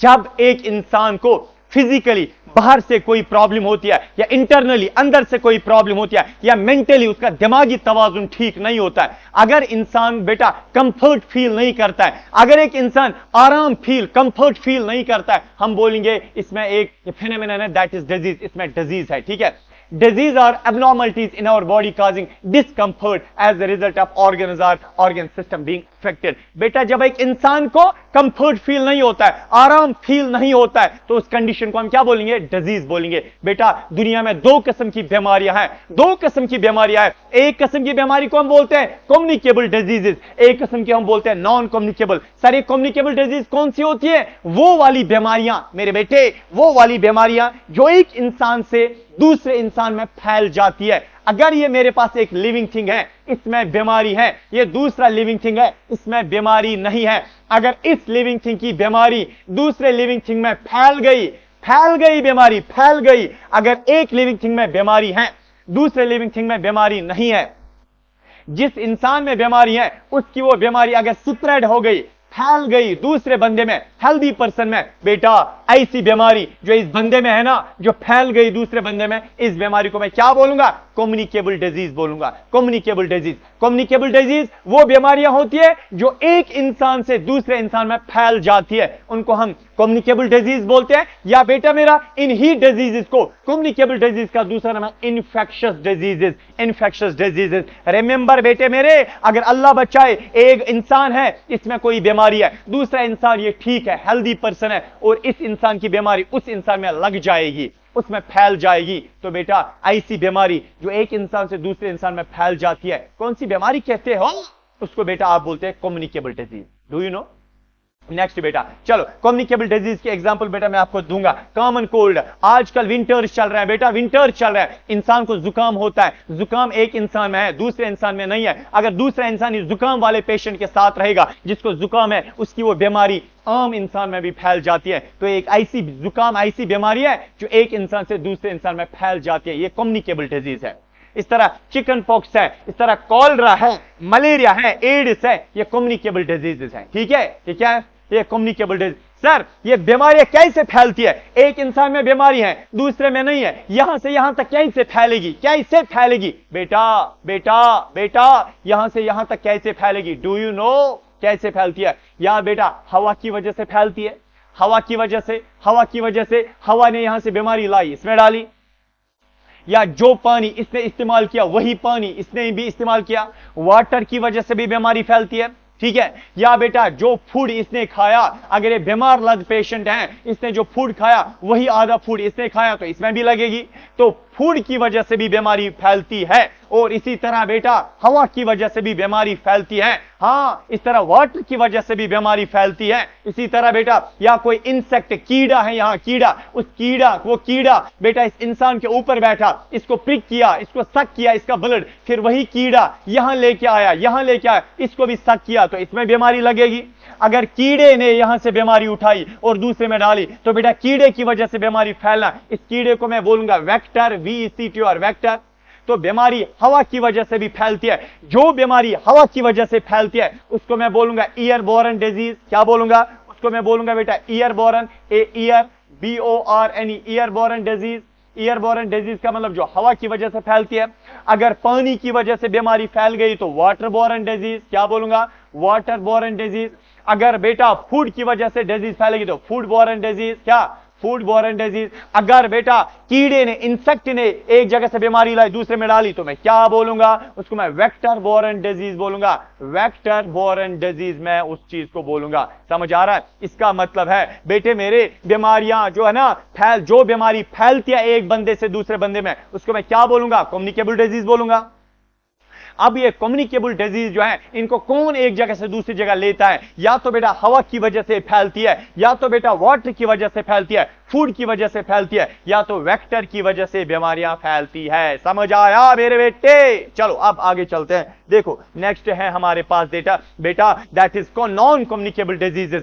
Sir ये कौन सी बीमारियां हैं? बेटा मेरा, ये वो बीमारियां होती हैं जो एक बंदे से दूसरे में नहीं फैलती है। फॉर एग्जाम्पल ये एक बेटा मेरा, ये मिसाल के तौर पर ये एक इंसान है, इसमें बेटा बीमारी है, ये डिजीज्ड पर्सन है। क्या है? ये डिजीज्ड पर्सन है, इसमें बेटा कोई बीमारी है। यहां पे दूसरा इंसान है, इसमें कोई बीमारी शमारी नहीं है। बेटा अगर ये बंदा और ये बंदा आपस में एक दूसरे के साथ हैंडशेक भी करेगा, अगर ये गले भी लगाएंगे, फिर भी अगर इस बंदे की बीमारी इसमें नहीं फैल गई तो मैं हक के साथ कह सकता हूं इसमें जो बीमारी है उस बीमारी को मैं नॉन कम्युनिकेबल डिजीज बोलूंगा। तो मैं कह सकता हूं नॉन कम्युनिकेबल डिजीजेस वो बीमारियां होती है जो एक बंदे से दूसरे बंदे में नहीं फैलती है। जैसे बेटे मेरे, मैं आपको नॉन कम्युनिकेबल इन डिजीज के बारे में बोल सकता हूं। इन नॉन कम्युनिकेबल डिजीज को नॉन इन्फेक्शियस डिजीजेस भी बोलते हैं। जैसे बेटा डायबिटीज, एक इंसान का, अगर इस इंसान का शुगर है, शुगर की बीमारी है, यानी कि डायबिटीज है, शुगर की बीमारी है, दूसरा बंदा इसके साथ हग करता है, हैंडशेक करता है, इसके साथ खाना यानी खाता है, तो बेटा मेरा इस बंदे में बीमारी नहीं लगेगी, क्योंकि बेटा ये डायबिटीज या शुगर की बीमारी ऐसी बीमारियां हैं जो एक बंदे से दूसरे बंदे में नहीं फैलती है, जो नॉन कम्युनिकेबल डिजीज है। इसी तरह हार्ट डिजीज, अगर इस बंदे में हार्ट की बीमारी है, अगर इस बंदे में हार्ट प्रॉब्लम है और इस बंदे में हार्ट की प्रॉब्लम नहीं है, ये इसके साथ बेटा अगर हैंडशेक करेगा, इसके साथ रहेगा, ठीक है, और बेटा फिर भी इस बंदे में हार्ट की बीमारी नहीं फैलेगी, बिकॉज हार्ट की बीमारी ऐसी बीमारी है जो नॉन कम्युनिकेबल डिजीज है। इसी तरह बेटा हेडेक, अगर एक बंदे का फीवर है, सर दर्द है, दूसरे में नहीं है, तो ये बीमारी भी नहीं फैलेगी। तो कुछ बीमारियां हमने देखी, बीमारी बेटा कुछ ऐसी होती हैं जो एक बंदे से दूसरे में फैलती है, तो कम्युनिकेबल डिजीजेस। कुछ बीमारियां होती हैं जिनको हम नॉन कम्युनिकेबल डिजीज बोलते हैं, ये वो बीमारियां होती हैं जो एक बंदे से दूसरे बंदे में नहीं फैलती है। समझ में आया? अब बेटा आगे हम चलते हैं, नेक्स्ट हमारे पास क्या है? नेक्स्ट बेटा हमारे पास है हाउ कम्युनिकेबल डिजीज स्प्रेड, कैसे बीमारियां फैलती है, ये कम्युनिकेबल डिजीज कैसे फैलती है। अभी बोला यार अगर एक बंदे में बीमारी है दूसरे में नहीं है, अगर ये ऐसी बट एक बंदे में ऐसी बीमारी है जो कम्युनिकेबल डिजीज है, जो फैलने वाली है, कैसे फैलेगी? मैंने आपको बताया ये हवा की वजह से भी ये बीमारी फैलती है। जो बीमारी हवा की वजह से फैलती है तो एयरबोर्न डिजीज, ये बेटा हाँ वाटर की वजह से फैलती है। एक बंदा बीमार है, उसने जो वाटर यूज किया, दूसरा बंदा भी अगर वही वाटर यूज करेगा उसमें बीमारी फैलेगी। तो जो बीमारी वाटर की वजह से फैलती है तो वाटर बोर्न डिजीज। इस तरह बेटा अगर इंसेक्ट की वजह से फैलता है तो उसको हम बोलते हैं वेक्टर बोर्न डिजीज। क्या बोलते हैं? वेक्टर बोर्न डिजीज उसको हम बोलते हैं। ठीक है बेटे, चलो आगे चलते हैं।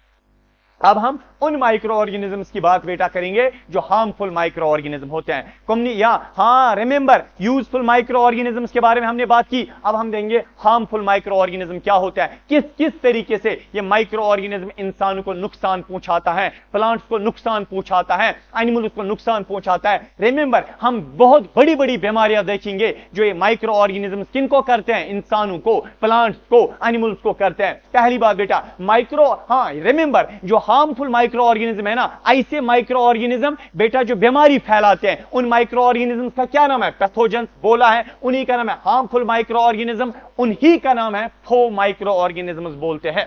अब इसके बाद बेटा माइक्रो ऑर्गेनिज्म जो है ना इंसानों में भी बीमारी फैलाते हैं, माइक्रो ऑर्गेनिज्म एनिमल्स में भी बीमारी फैलाते हैं, माइक्रो ऑर्गेनिज्म प्लांट्स में भी बीमारी फैलाते हैं, माइक्रो ऑर्गेनिज्म फूड को स्पॉइल करते हैं, तबाह करते हैं, खराब करते हैं। पहले हम देखेंगे इंसानों में ये माइक्रो ऑर्गेनिज्म किस किस तरीके से बीमारी करता है। Micro organism cause disease in humans, कौन सी बीमारी है जो इंसानों में माइक्रो ऑर्गेनिज्म की वजह से होती है? रिमेंबर बेटा, मेरा अच्छे से बात को समझो, यहां एक पैरा मैंने लिखा है, जबरदस्त पैरा है। क्या है? The female Anopheles mosquito which carries the parasite of malaria, हाँ जिसका नाम है प्लाज्मोडियम और malarial parasite. When the female Anopheles mosquito sits on the patient, सुनो अभी आप इसका स्क्रीनशॉट लेंगे ना, क्या होता है अब देखो, मैं आपको ऐसे बेटा समझाता हूं।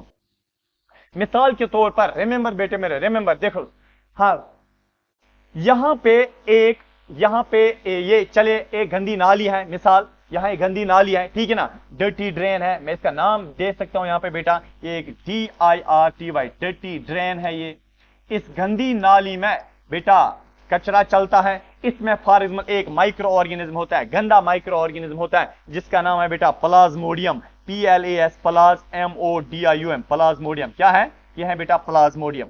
प्लाज्मोडियम एक माइक्रो ऑर्गेनिज्म होता है जो कहां पे रहता है? जो बेटा गंदी नाली वगैरह में रहता है। फॉर एग्जाम्पल ये प्लाज्मोडियम है, ठीक है, ये प्लाज्मोडियम है, हाँ ये गंदी नाली में। यहां पे एक देखो एक मच्छर आता है, एक मच्छर है जिसका नाम होता है फीमेल एनाफिलस मॉस्किटो। क्या नाम है? फीमेल एनाफिलस, ANEPHE फेलस मॉस्किटो, फीमेल एनाफिलस मॉस्किटो, ठीक है, ये बेटा फीमेल एनाफिलस मॉस्किटो है। ये फीमेल एनाफिलस मॉस्किटो बेटा जब इस गंदी नाली के ऊपर बैठता है, इस फीमेल एनाफिलस मॉस्किटो को आगे से एक कांटा होता है। क्या होता है? कांटे का मतलब क्या है? इसको बेटा एक कांटा मतलब इसको मुंह में एक कांटा होता है। किसको? इस फीमेल एनाफिलस मॉस्किटो को।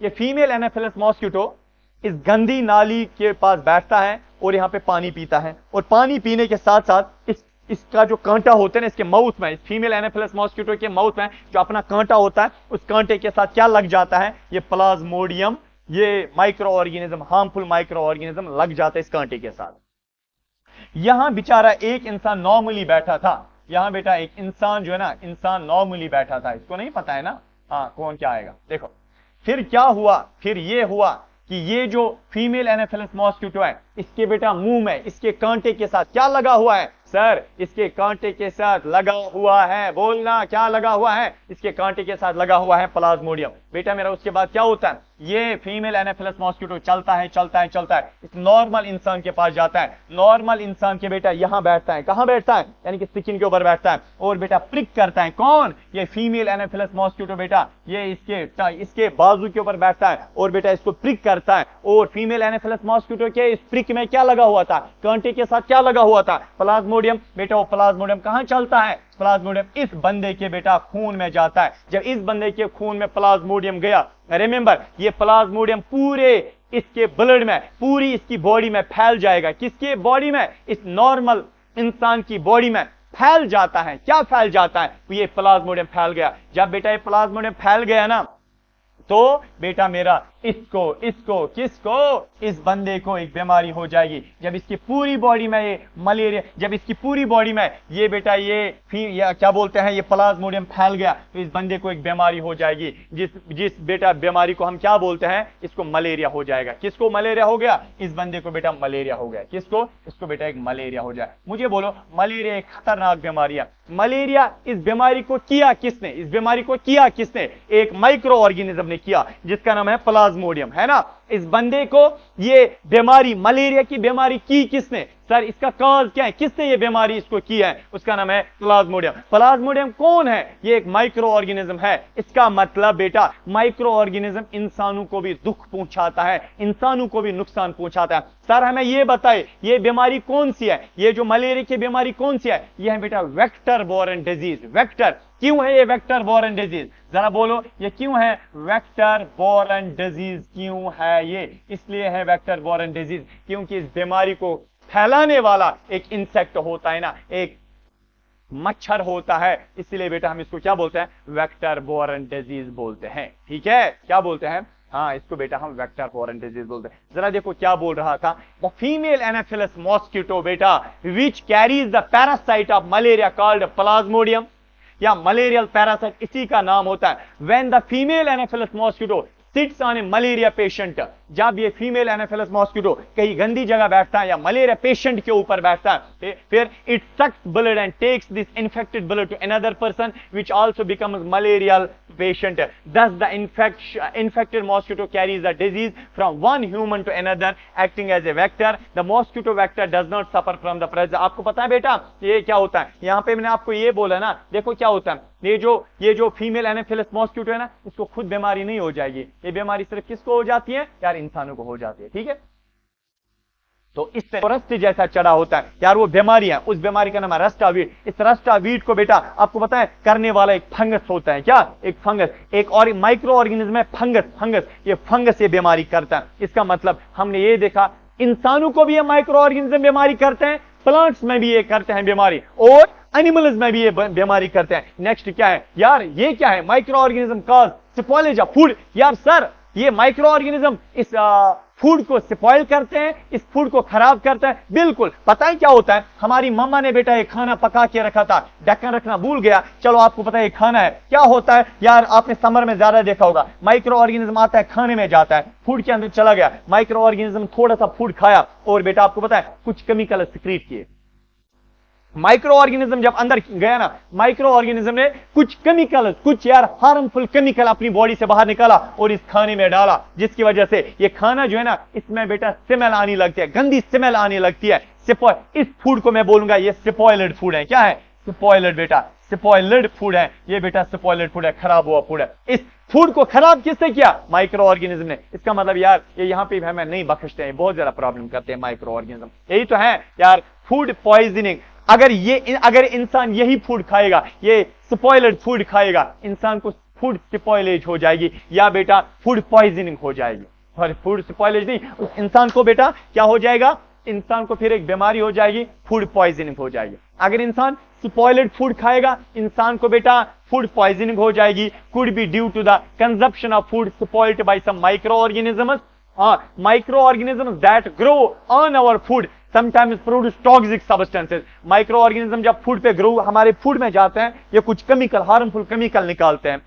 These make the food poisonous, causing serious illness and even death. कभी कभार अगर इंसान गलती से इस फूड को खाया या तो बहुत ज्यादा बीमार पड़ेगा, या कभी कभार इंसान की डेथ भी होती है। तो इट इज नेसेसरी हमारे ये जो बर्तन है जिसमें खाना होता है उसको ढक्कन होना चाहिए। तो it's very important that we preserve food to prevent it. हमें करना क्या चाहिए, हमें क्या यार, अगर माइक्रो ऑर्गेनिज्म इस फूड को भी तबाह करते हैं, यहां भी नुकसान करते हैं, बहरहाल मुझे बोलो कि हमें इस फूड को बचाना चाहिए, ये फूड स्पॉइलेज से नहीं बचाना चाहिए, सर हमें बचाना चाहिए। तो नेक्स्ट टॉपिक वही कहता है हम अपने फूड को कैसे बचाएंगे, फूड प्रिजर्वेशन मेथड। हम अपने फूड को कैसे प्रिजर्व करेंगे? वन शॉट लेक्चर चल रहा है बेटा वन शॉट चल रहा है। हम अपने फूड को कैसे प्रिजर्व करें? हाँ, हमारे पास जो फूड है ना, हम अपने फूड को कैसे प्रिजर्व करें? क्यों हमें फूड को प्रिजर्व करना है? इसलिए बिकॉज बेटा हम अपने फूड को इसलिए प्रिजर्व करना चाहते हैं बिकॉज वो खराब नहीं होना चाहिए। अगर वो खराब हो गया हम खा के मर सकते हैं, बीमार पड़ सकते हैं। हमें अपने फूड को प्रिजर्व बचाना है। किससे? माइक्रो ऑर्गेनिज्म से। कैसे? देखो बेटा, पहला तरीका है, आप अपने फूड को कैसे बचाओगे? पहला है preservation by chemical method. Chemical से हम अपने फूड के अंदर कुछ केमिकल डालेंगे, हम डालेंगे यार। हमने फूड पकाया है, वाजवान पकाया है, हमने फूड पकाया है, हम कुछ केमिकल्स लाएंगे अपने खाने में, फूड के साथ डालेंगे। What will happen? क्या हो जाएगा? हमारा जो फूड है इसमें बेटा माइक्रो ऑर्गेनिज्म नहीं जाएगा। जब माइक्रो ऑर्गेनिज्म नहीं गया, हमारा फूड बच गया।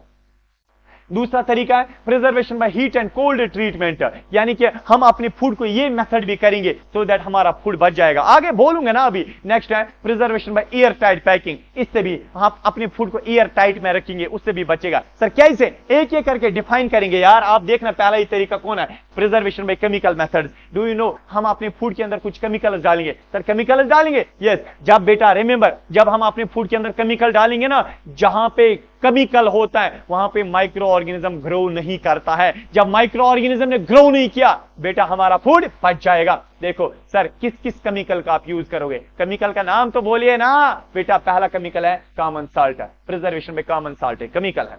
शुगर एक केमिकल है। स्पेशल कुछ केमिकल्स हैं, ऑयल एंड विनेगर, ये भी केमिकल है। ठीक है, इनका इस्तेमाल करेंगे। सर कॉमन साल्ट, अरे सर कॉमन साल्ट को हम, हाँ बेटा, मिसाल के तौर पर मैंने काम किया बेटा। सुनो सुनो सुनो सुनो सुनो सुनो, देखो मेरे पास बेटा ये है फॉर कोई फूड। मैंने गोश्त लाया यार, कुर्बानी के दिन जब ईद होती है यार, कुर्बानी होती है, उसके बाद मैंने गोश्त लाया। और जब मैंने बेटा यहाँ पे गोश्त रखा, उसके बाद क्या हो जाएगा? गोश्त रखने के बाद बेटा, हाँ ये गोश्त बहुत ज्यादा होता है, 8-10 दिन के लिए हम यार जमा होता है ना हमारे घरों में गोश्त, फिर ये गोश्त खराब हो सकता है, माइक्रो ऑर्गेनिज्म बैठ सकता है। तो क्या हो जाएगा? आपको पता है बेटा, हाँ हमारी मामा काम करती है, नमक लाती है, नमक। उसने बेटा नमक इस गोश्त के ऊपर लगाया। जब नमक लगाया ना, अब ये गोश्त 10-15-20 दिनों के बाद भी ऐसे ठीक होगा। सर कैसे? नमक जहां पे होता है वहां माइक्रो ऑर्गेनिज्म नहीं जाएगा। माइक्रो ऑर्गेनिज्म का दुश्मन है ये नमक, इसलिए बेटा जहां पे नमक होता है वहां माइक्रो ऑर्गेनिज्म ग्रो नहीं करता है। इसका मतलब यहां पे माइक्रो ऑर्गेनिज्म ग्रो नहीं करेगा। क्यों? नमक वाला एरिया है। ठीक है, तो यही बोलता है। कॉमन साल्ट से क्या होगा? Common salt has been used to preserve meat and fish. गोश्त को भी बचाते हैं इससे। ठीक है, meat and fish are converted with, ये covered with dry salt to stop the growth of pathogen. बेटा माइक्रो ऑर्गेनिज्म अगर इस फूड में गए भी जहां पे हमने साल्ट डाला है, माइक्रो ऑर्गेनिज्म वहां पे मर जाएगा। Salting is also used to preserve.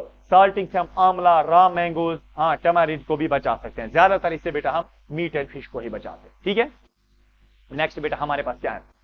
Sugar. Sugar भी एक केमिकल है। चीनी ना, चीनी से भी बेटा, चीनी को डालने के बाद भी क्या माइक्रो ऑर्गेनिज्म जो है ना इसका ये दुश्मन होता है। क्योंकि चीनी जो है ना, जब हम फूड, कुछ फूड, हर एक फूड के साथ नहीं, कुछ फूड में हम सॉल्ट यूज करते हैं, कुछ फूड में आप बेटा चीनी, शुगर यूज करते हो। अगर आप शुगर डालोगे ना कुछ फूड में, जिनको बाद में शुगर डालना ही होता है, अगर आप कुछ फूड में शुगर डालोगे ना, तो शुगर से क्या होगा? शुगर जो है ना वाटर एब्जॉर्ब करता है। शुगर उस फूड से वाटर एब्जॉर्ब करता है। जब फूड से वाटर एब्जॉर्ब हो गया, what will happen? Micro organism फिर जाएगा नहीं वहां। क्यों नहीं जाएगा? बिकॉज माइक्रो ऑर्गेनिज्म खुश्क चीज, ड्राई सब्सटेंस पे ग्रो ज्यादा नहीं करता है। ठीक है, तो बेटा मैंने यही लिखा। शुगर कहां पे आप इस्तेमाल करोगे?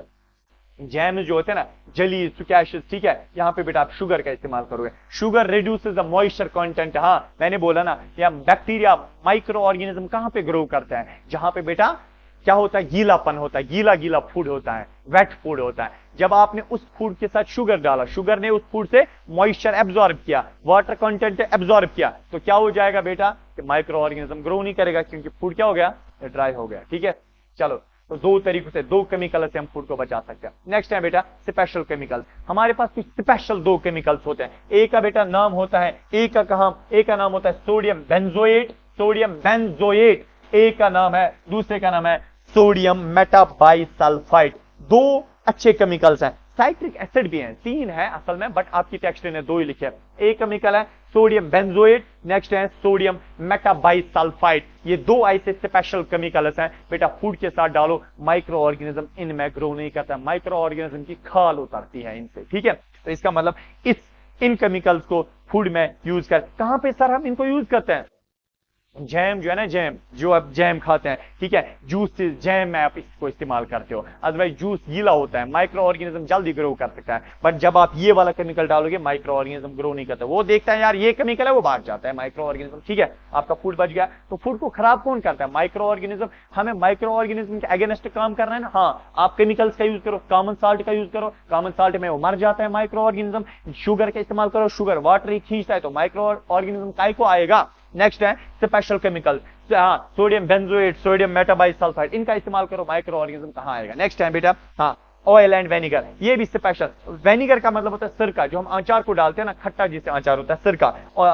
ऑयल और वेनिगर, या ये जो वेनिगर है एक्चुअली एसिड होता है। क्या होता है? Actually acid. एसिड में माइक्रो ऑर्गेनिज्म ग्रो नहीं करता है, ठीक है, हाँ, ये एसिड में ग्रो नहीं करता है। जब आप अचार को बेटा सिरका, ये वेनिगर डालते हो, आपके अचार में माइक्रो ऑर्गेनिज्म ग्रो नहीं करते, बिकॉज एसिड होता है, एसिड में कभी माइक्रो ऑर्गेनिज्म ग्रो नहीं करेगा, ठीक है। सब्जियों में डालते हैं, यानी कि सब्जियों में, कुछ फिश, सॉरी ये ना फ्रूट्स में, आप फ्रूट्स में, हाँ, फिश के साथ भी, फ्रूट्स के साथ आप ये वेनिगर डालते हैं, ठीक है, इससे आपका माइक्रो ऑर्गेनिज्म ग्रो नहीं करता है, ठीक है। ये है बेटा केमिकल मेथड, कि केमिकल से आप कैसे अपने आप को अपने फूड को बचाओगे। नेक्स्ट है बेटा, हाँ, नेक्स्ट है हमारे पास क्या, नेक्स्ट है बेटा हीट एंड कोल्ड ट्रीटमेंट। बहुत अच्छा मेथड है हीट एंड कोल्ड ट्रीटमेंट। देखो बेटा, रिमेंबर बेटा, मैं आपको हीट एंड कोल्ड समझाता हूं। आपके फॉर एग्जाम्पल मम्मा ने बाजार से दूध लाया, क्या लाया? मम्मा ने बाजार से दूध लाया। आपको पता है दूध में दो किस्म के माइक्रो ऑर्गेनिज्म होते हैं। वो वाले माइक्रो ऑर्गेनिज्म जो गर्मी से मरते हैं, गर्मी से मरते हैं, यानी कि उनको हम बेटा हम बोलते हैं, हाँ, heat sensitive micro organism. Heat sensitive micro organism कौन से होते हैं? ये वो माइक्रो ऑर्गेनिज्म होते हैं बेटा जो हीट से मरते हैं। इसमें दूध में वो माइक्रो ऑर्गेनिज्म होते हैं जो सर्दी से मरते हैं, उनको हम बोलते हैं कोल्ड सेंसिटिव माइक्रो ऑर्गेनिज्म, ठीक है। तो हमारे दूध में दो किस्म के माइक्रो ऑर्गेनिज्म होते हैं, हीट सेंसिटिव माइक्रो ऑर्गेनिज्म जो हीट से मरते हैं, और कोल्ड सेंसिटिव माइक्रो ऑर्गेनिज्म जो बेटा मेरा क्या, किससे मरते हैं? कोल्ड से मरते हैं। आपको पता है क्या होता है? देखो अच्छे से बात को बेटा समझिएगा, अच्छे से प्लीज बात को अच्छे से समझिएगा। देखो क्या हुआ, ये है आपके पास मामा ने बाजार से दूध लाया, इसमें दोनों माइक्रो ऑर्गेनिज्म है, ये भी, ठीक है। आपको क्या करना है, अगर ये माइक्रो ऑर्गेनिज्म इसी में रहा ना, आपके दूध को बेटा तबाह करेगा, यानी कि इसको ये खत्म करेगा ना। What you have to do, करना क्या है, आप काम करोगे, इस दूध को घर आपने लाया, इसको बेटा टेम्परेचर दे दो, गैस पे रखो, इसको टेम्परेचर कितना डिग्री बेटा, इसको 70 डिग्री सेल्सियस आप टेम्परेचर दे दो। कितना? 70 डिग्री। सर कितने टाइम तक? देखो पहले आप दूध को गर्म करो, ये गर्म हो रहा है, और जो ये उबलना शुरू हो जाएगा, जो ये उबलना शुरू हो जाएगा, उबलने के वक्त टेम्परेचर कितना होना चाहिए? 70 डिग्री। जब ये उबलना शुरू हो जाएगा उस वक्त टेम्परेचर होना चाहिए 70 डिग्री सेल्सियस, और जब ये उबलना शुरू हो गया उस वक्त टेम्परेचर होना चाहिए 70 डिग्री, और आपको इसको उबालना है कितने टाइम तक? आपको बेटा लगभग 15 to 30 सेकंड्स तक, इतने सेकंड्स तक आपको उबालना है। मैंने गैस पे दूध रखा, ये गर्म हो रहा है, जो ये उबलना शुरू हो गया। अब उबलने के वक्त दो चीजें याद रखो, उबलने के वक्त एक तो आप 70 डिग्री टेम्परेचर इसको नीचे से दे दो, यानी कि उबलना किस टेम्परेचर पे चाहिए? ये 70 डिग्री सेल्सियस पे उबलना चाहिए, और कितने टाइम तक? 15 to 30 सेकंड्स तक बेटा आपको इसको उबालना है। उबालने से क्या होगा? जो ये हीट सेंसिटिव माइक्रो ऑर्गेनिज्म है बेटा ये मर मर गए, ठीक है। फिर इस दूध को फिर बेटा जल्दी उठाओ, निकालो गैस से, जल्दी उठाओ। आपके पास ये फ्रिज है ना, आप क्या, इस दूध को उठाओ बेटा, इसको चिल करो। चिल का मतलब है इसको बेटा फ्रिज के अंदर रखो और 0 डिग्री सेल्सियस पे रखो। इसको बेटा जल्दी कूल करो, क्या करो? 0 डिग्री सेल्सियस पे इसको, इस दूध को उठाओ और जल्दी कूल करो। उसके बाद बेटा यहां कूलिंग से क्या होगा? कूलिंग से बेटा जो ये कोल्ड सेंसिटिव माइक्रो ऑर्गेनिज्म है, जिनको सर्दी अच्छी नहीं लगती है, वो वाले माइक्रो ऑर्गेनिज्म मर जाएंगे। इसका मतलब है बेटे मेरे, आपने दूध को क्या काम किया? आपने उसको गर्म किया, और जो ही वो उबलना शुरू हो गया, आपने 70 डिग्री सेल्सियस उसका टेम्परेचर रखा। कितने टाइम तक? 30 सेकंड तक आपने उसको उबाला 70 डिग्री सेल्सियस पे। उसके बाद जल्दी क्विकली आपने इसको फ्रिज के अंदर भर दिया, सो दैट ये ठंडा हो जाए। बेटा ये जो पूरा प्रोसेस आपने किया ना, इस प्रोसेस को बेटा हम बोलते हैं heat and cold treatment method, या इसी का नाम है बेटा पास्चुराइजेशन। बेटा इसका नाम है क्या है? पास्चुराइजेशन या heat and cold treatment. Why, क्यों इसका नाम है पास्चुराइजेशन? बिकॉज पहला दुनिया का बंदा जिसका नाम है लुईस पास्चर, लुईस पास्चर, उसने फर्मेंटेशन भी डिस्कवर किया था। लुईस पास्चर एक साइंटिस्ट है, उसने सबसे पहले ये काम पास्चुराइजेशन का काम किया था, इससे उसका दूध बच गया था। What is pasteurisation? से आप दूध बचे यानी फूड बचा सकते हैं? हाँ सर बचा सकते हैं। कैसे? पास्चुराइजेशन में क्या होता है, आपको दूध को उबालना है 70 डिग्री सेल्सियस पे, कितने टाइम तक? 30 सेकंड तक। उसके बाद जल्दी इसको क्विकली बेटा 0 डिग्री से यानी कि ठंडा करना है, कोल्ड करना है। इस पूरे प्रोसेस को हम क्या बोलते हैं? पास्चुराइजेशन। पास्चुराइजेशन सबसे पहले किसने किया था? लुईस पास्चर ने। इसी को हम बोलते हैं हीट एंड कोल्ड ट्रीटमेंट। पहले आपने हीट दी, उसके बाद जल्दी इसको कोल्ड किया। ठीक है, यही है ना बेटा heat and cold treatment. Pasteurisation is a process of food preservation in milk is treated with heat and boiled, heat and boiled usually at 70 degree Celsius for 15 seconds या 30 seconds तक। Eliminate pathogens, ये किन heat से कौन से pathogens मारते हैं? Heat sensitive. And is immediately cooled, बेटा इसको फ्रिज में कूल किया जाता है किस डिग्री पे? 0 डिग्री सेल्सियस पे, to prevent any remaining bacteria. इस कूलिंग से क्या हो जाएगा?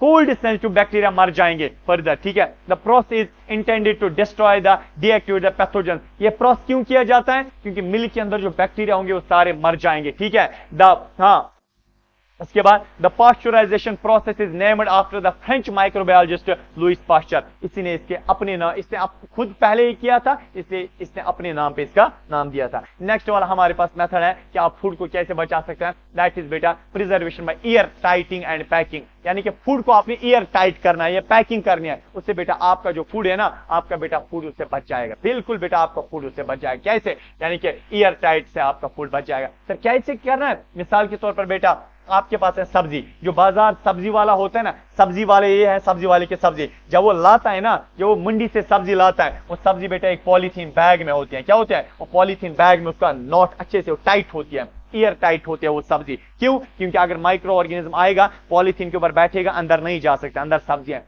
यानी कि एयर टाइटिंग से आपका फूड बच गया। ठीक है, एयर टाइटिंग से भी बेटा आपका फूड बच जाता है। ड्राई फ्रूट्स आपने देखा होगा, ड्राई फ्रूट्स होते हैं ना, एयर टाइट क्यों होते हैं? क्योंकि उनमें माइक्रो ऑर्गेनिज्म नहीं जाना चाहिए। एयर टाइट किसी चीज को करो, पैक किसी चीज को करो, उससे भी माइक्रो ऑर्गेनिज्म अंदर नहीं जाएगा। जब माइक्रो ऑर्गेनिज्म अंदर नहीं जाएगा, आपका बेटा फूड जो है ना वो बच जाएगा। ठीक है, इसके बाद बेटा हमारे पास अब नेक्स्ट वाला, ये कंप्लीट भी हो गया। कौन सा? हमारे पास बेटा अभी तक क्या था कि माइक्रो ऑर्गेनिज्म क्या क्या फायदा देते हैं। यार ये तो फायदा देते हैं हमें, कौन सा? ये बेटा माइक्रो ऑर्गेनिज्म हमें अच्छा फायदा भी देते हैं और बुरा फायदा नहीं, ये हमें नुकसान भी करते हैं। प्लांट्स को भी, एनिमल्स को भी, इंसानों को भी, इसी तरह बेटा फूड को भी खराब करते हैं। ठीक है, फिर मैंने देखा यार फूड को हम कैसे कैसे बचाएंगे, किस किस तरीके से बचाएंगे, और मैंने आपको बोला। ठीक है, अब इस चैप्टर का लास्ट वाला बेटा जो टॉपिक है दैट इज नाइट्रोजन फिक्सेशन क्या होता है, अभी मैं आपके सामने रखता हूं। देखो बेटा यह है नाइट्रोजन साइकिल या नाइट्रोजन फिक्सेशन। इसके साथ अभी हम ले जाते हैं नाइट्रोजन साइकिल किसको हम बोलते हैं। ठीक है, नाइट्रोजन साइकिल बेटा किसको हम बोलते हैं, मैं थोड़ा सा पानी पी के बेटा आपको बता देता हूं नाइट्रोजन साइकिल क्या होता है।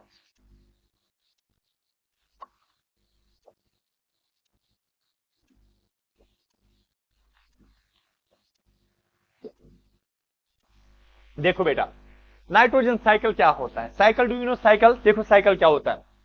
यह है मिसाल के तौर पर बेटे मेरे, यह देखो सबसे पहले यह है हमारे पास सॉइल। ठीक है, ऊपर सॉइल के ऊपर हवा होती है। हवा को बोलते हैं बेटा ईयर बोलो, या हवा को हम बोलते हैं एटमॉस्फेयर।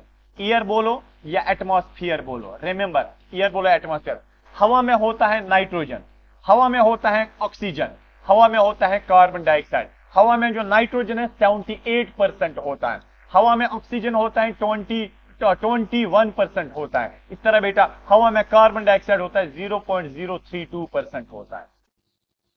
ठीक है, अब हुआ क्या? देखो बेटा हुआ क्या, देखो नाइट्रोजन साइकिल का मतलब, अगर ये हवा में नाइट्रोजन है, अगर ये नाइट्रोजन हवा में, इस नाइट्रोजन को उठाना फिर बेटा कहीं और ले जाना, फिर कहीं और ले जाना, कहीं और, फाइनली इस नाइट्रोजन को वापस पहुंचाना हवा में, इसको हम साइकिल बोलते हैं। साइकिल का मतलब होता है अगर एक सबस्टेंस इस जगह है, फिर ये सबस्टेंस उधर गया, फिर ये सबस्टेंस इधर आया, फिर ये सबस्टेंस कहीं और गया, फिर कहीं और, फाइनली अगर ये सबस्टेंस वापस इस जगह पहुंचता है तो मैं कहूंगा ये है साइकिल। क्या है? साइकिल।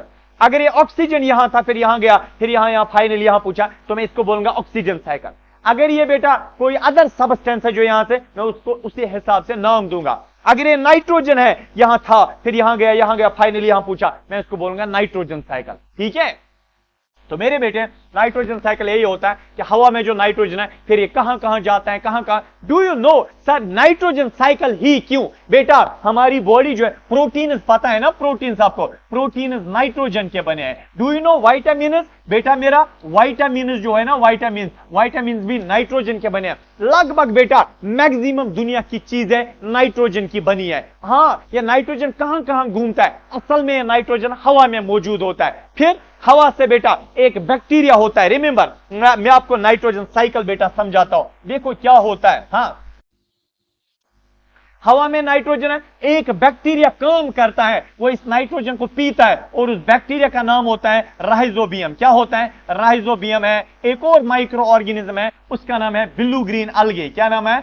बिल्लू ग्रीन अलगे। बिल्लू ग्रीन अलगे की मैं बात करूं, या मैं राइजोबियम बैक्टीरिया की बात करूं, देखो ये राइजोबियम या बिल्लू ग्रीन अलगे, ये क्या करते हैं? हवा का नाइट्रोजन पीते हैं और बेटा जमीन में डालते हैं। किस में डालते हैं? जमीन में। बट जमीन में ये डायरेक्ट नाइट्रोजन नहीं, ये राइजोबियम काम करता है, ये हवा से नाइट्रोजन उठाता है और साथ में ऑक्सीजन भी उठाता है, इनको मिलाता है, बनता है नाइट्रोजन ऑक्साइड। क्या बनता है? नाइट्रोजन डाइऑक्साइड बनाता है, नाइट्रोजन ऑक्साइड बनाता है, फिर ये जमीन में डालता है। ठीक है, फिर जमीन से क्या होता है? जमीन में बेटा मैंने कल आपको बोला लेग्यूमिनस प्लांट, सॉरी कल नहीं, अभी मैंने आपको बोला कि लेग्यूमिनस प्लांट जो है ना, लेग्यूमिनस प्लांट वो दाल के प्लांट्स हैं, इनमें नोड्यूल होता है। ये राइजोबियम आता है इस नोड्यूल के पास, बोलता है ए नोड्यूल, आपको पता है मेरे पास नाइट्रोजन है, तुझे नाइट्रोजन चाहिए, ले जाओ। फिर बेटा ये राइजोबियम बैक्टीरिया इस नोड्यूल को नाइट्रोजन देता है। ये दाल का प्लांट जो है ना, ये नोड्यूल दाल के प्लांट को नाइट्रोजन देता है, दाल का प्लांट दाल बनाता है। फिर इंसान जो है ना इस दाल को खाता है, इंसान जो है ना जब इस दाल को खाया, फिर इंसान पेशाब करता है, उस पेशाब में भी ये नाइट्रोजन होता है, फिर ये पेशाब जमीन में जाता है, फिर ये जो जमीन में पेशाब गया, जमीन में बैक्टीरिया होता है, वो बैक्टीरिया क्या करता है? वो बैक्टीरिया इस बेटा जो हमारा पेशाब है उसमें जो नाइट्रोजन है उसको उठाता है और वापस हवा में डालता है। देखो नाइट्रोजन हवा में था, फिर राइजोबियम बैक्टीरिया के पास आ गया, उसने जमीन में डाला, जमीन में नोड्यूल ने खाया, नोड्यूल ने दाल के प्लांट को दिया, दाल के प्लांट ने दाल उससे बनाई, और दाल को हमने खाया, हमने पेशाब किया, जमीन में नाइट्रोजन गया, फिर उस जमीन से उस नाइट्रोजन को उठाना, वापस कहां डालना? हवा में डालना। बेटा मेरा इसका मतलब है यह है नाइट्रोजन साइकिल। मैं आपको बेटा यहां पे नाइट्रोजन साइकिल दिखाता हूं। Wow, this the beauty. सुन बेटा मेरा, देखो अच्छे से बेटा देखिएगा यहां की ओर, देखो हवा में यह है नाइट्रोजन, है ना, हवा का नाइट्रोजन उठाया जाता है और बेटा जमीन में डाला जाता है। हवा का नाइट्रोजन उठाना, जमीन में डालना, इस चीज को हम बोलते हैं नाइट्रोजन फिक्सेशन। हवा का नाइट्रोजन उठाना, जमीन में डालना, इसको हम क्या बोलते हैं? Nitrogen fixation. बोलो नाइट्रोजन फिक्सेशन किसने की? बेटा राइजोबियम ने की, और किसने की? बिल्लू ग्रीन एल्गे ने की। ठीक है, इन्होंने क्या की? नाइट्रोजन फिक्सेशन, जमीन में नाइट्रोजन डाला। जब मेरे बेटे जमीन में नाइट्रोजन आ गया, और इस देखो नाइट्रोजन अकेले नहीं आया, नाइट्रोजन के साथ और भी कुछ मिलाया गया, तो बन गया नाइट्रोजन कंपाउंड। ठीक है, हवा से इस राइजोबियम ने नाइट्रोजन पिया और साथ में ऑक्सीजन मिलाया, तो क्या बन गया? नाइट्रोजन कंपाउंड बन गया। उस नाइट्रोजन कंपाउंड को जमीन में डाला गया। फिर जब यह है बेटा वो नाइट्रोजन कंपाउंड, ठीक है, यह है वो नाइट्रोजन कंपाउंड, यह है वो नाइट्रोजन कंपाउंड। फिर ये नाइट्रोजन कंपाउंड देखो बेटा, इस नाइट्रोजन कंपाउंड को किसने पिया? प्लांट ने पिया। जब इस नाइट्रोजन कंपाउंड को प्लांट ने पिया, फिर क्या हुआ? प्लांट जो है ना, हाँ बेटा प्लांट जो है इसने क्या काम किया? इसने बेटा फिर दाल बनाई या कुछ फ्रूट्स बनाई, उनमें नाइट्रोजन, या दाल बनाई उसमें नाइट्रोजन। फिर बेटा हाँ क्या हुआ? इसको किसने खाया? इस दाल को फॉर एग्जाम्पल जानवर ने खाया, तो जानवर की बॉडी में दाल आ गई, मीन्स के नाइट्रोजन भी आ गया। अब ये जानवर ने बेटा पेशाब किया और पेशाब में नाइट्रोजन है, वापस जमीन में जाएगा, ये ऐसे चलता रहेगा। जब ये पेशाब जानवर का जमीन में गया, आपको पता है क्या होता है? आधे पेशाब में जो नाइट्रोजन है वो नाइट्रोजन प्लांट पीता है, आधे पेशाब से जो नाइट्रोजन है एक बैक्टीरिया वो आधा नाइट्रोजन कहां लाता है? वापस हवा में डालता है। सिंपल इतना बेटा यहां नाइट्रोजन घूम रहा है, अच्छा ना, इसको हम बोलते हैं नाइट्रोजन साइकिल। हवा में जो नाइट्रोजन है उस नाइट्रोजन को उसके साथ ऑक्सीजन मिलाया जाता है, बन गया नाइट्रोजन कंपाउंड। नाइट्रोजन कंपाउंड को जमीन में डाला गया और बेटा जमीन में उसको प्लांट पीता है। प्लांट का प्रोडक्ट जानवर ने खाया या इंसान ने खाया, और इंसान या जानवर ने पेशाब किया, उसमें नाइट्रोजन है। आधा नाइट्रोजन वापस प्लांट पीता है, आधा नाइट्रोजन जमीन से वो उठाया जाता है, वापस हवा में डाला जाता है। ये बैक्टीरिया होता है जो वापस डालता है। इस तरह ये सिलसिला ऐसे चलता रहता है। इस चीज को जब नाइट्रोजन घूमता रहता है, इसको हम क्या बोलते हैं? नाइट्रोजन साइकिल बोलते हैं। क्या बोलते हैं इसको बेटा? हम नाइट्रोजन साइकिल बोलते हैं। ये है बेटा नाइट्रोजन, आपके पास नाइट्रोजन साइकिल। अब जरा पढ़िए अब नाइट्रोजन साइकिल क्या हो।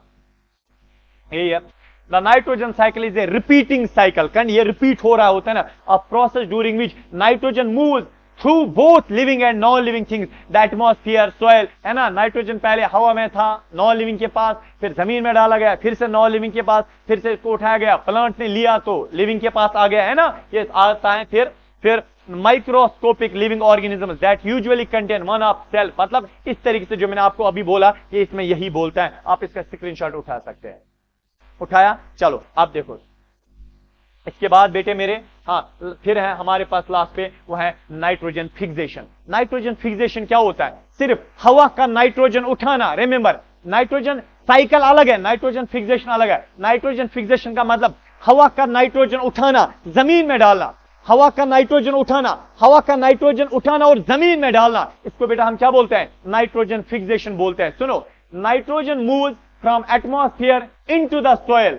Earth's atmosphere contains a huge pool. हमारे हवा में नाइट्रोजन कितना होता है? अभी बोला 78%, but this nitrogen is unavailable to plant. क्या प्लांट डायरेक्ट हवा से नाइट्रोजन पी सकता है? नहीं पी सकता। फिर इसको बेटा हमें रूट से नाइट्रोजन देना है। क्या बोल रहा है? Because the gaseous form can not be use directly by plant. हाँ बेटा, डायरेक्ट प्लांट इस नाइट्रोजन को नहीं पीता है। तो भी अब बट प्लांट को नाइट्रोजन चाहिए, ये डायरेक्ट हवा से नहीं ले सकता, इसको रूट से चाहिए। हवा से कौन नाइट्रोजन उठाएगा, जमीन में डालेगा? प्लांट के रूट के पास कौन? बैक्टीरिया होता है, to be use by plant. सुनो, then nitrogen must be transformed through a process called nitrogen fixation. क्या होता है? Nitrogen fixation converts nitrogen in the atmosphere into forms that plant can absorb. सुनो, nitrogen fixation बेटा ये होता है, हवा में जो नाइट्रोजन है, इस नाइट्रोजन को बैक्टीरिया, एक ब्लू ग्रीन एल्गे या बेटा राइजोबियम, ये राइजोबियम या ब्लू ग्रीन एल्गे हवा का नाइट्रोजन उठाते हैं और जमीन में डालते हैं। जमीन में रूट्स के पास से डालते हैं, सो दैट ये प्लांट इसको पी सके। हवा का नाइट्रोजन उठाना, जमीन में डालना, इस प्रोसेस को हम क्या बोलते हैं? Nitrogen fixation. कौन करता है? Rhizobium and blue green algae. इसी के साथ बेटा हमारा सफर इख्तिताम होता है।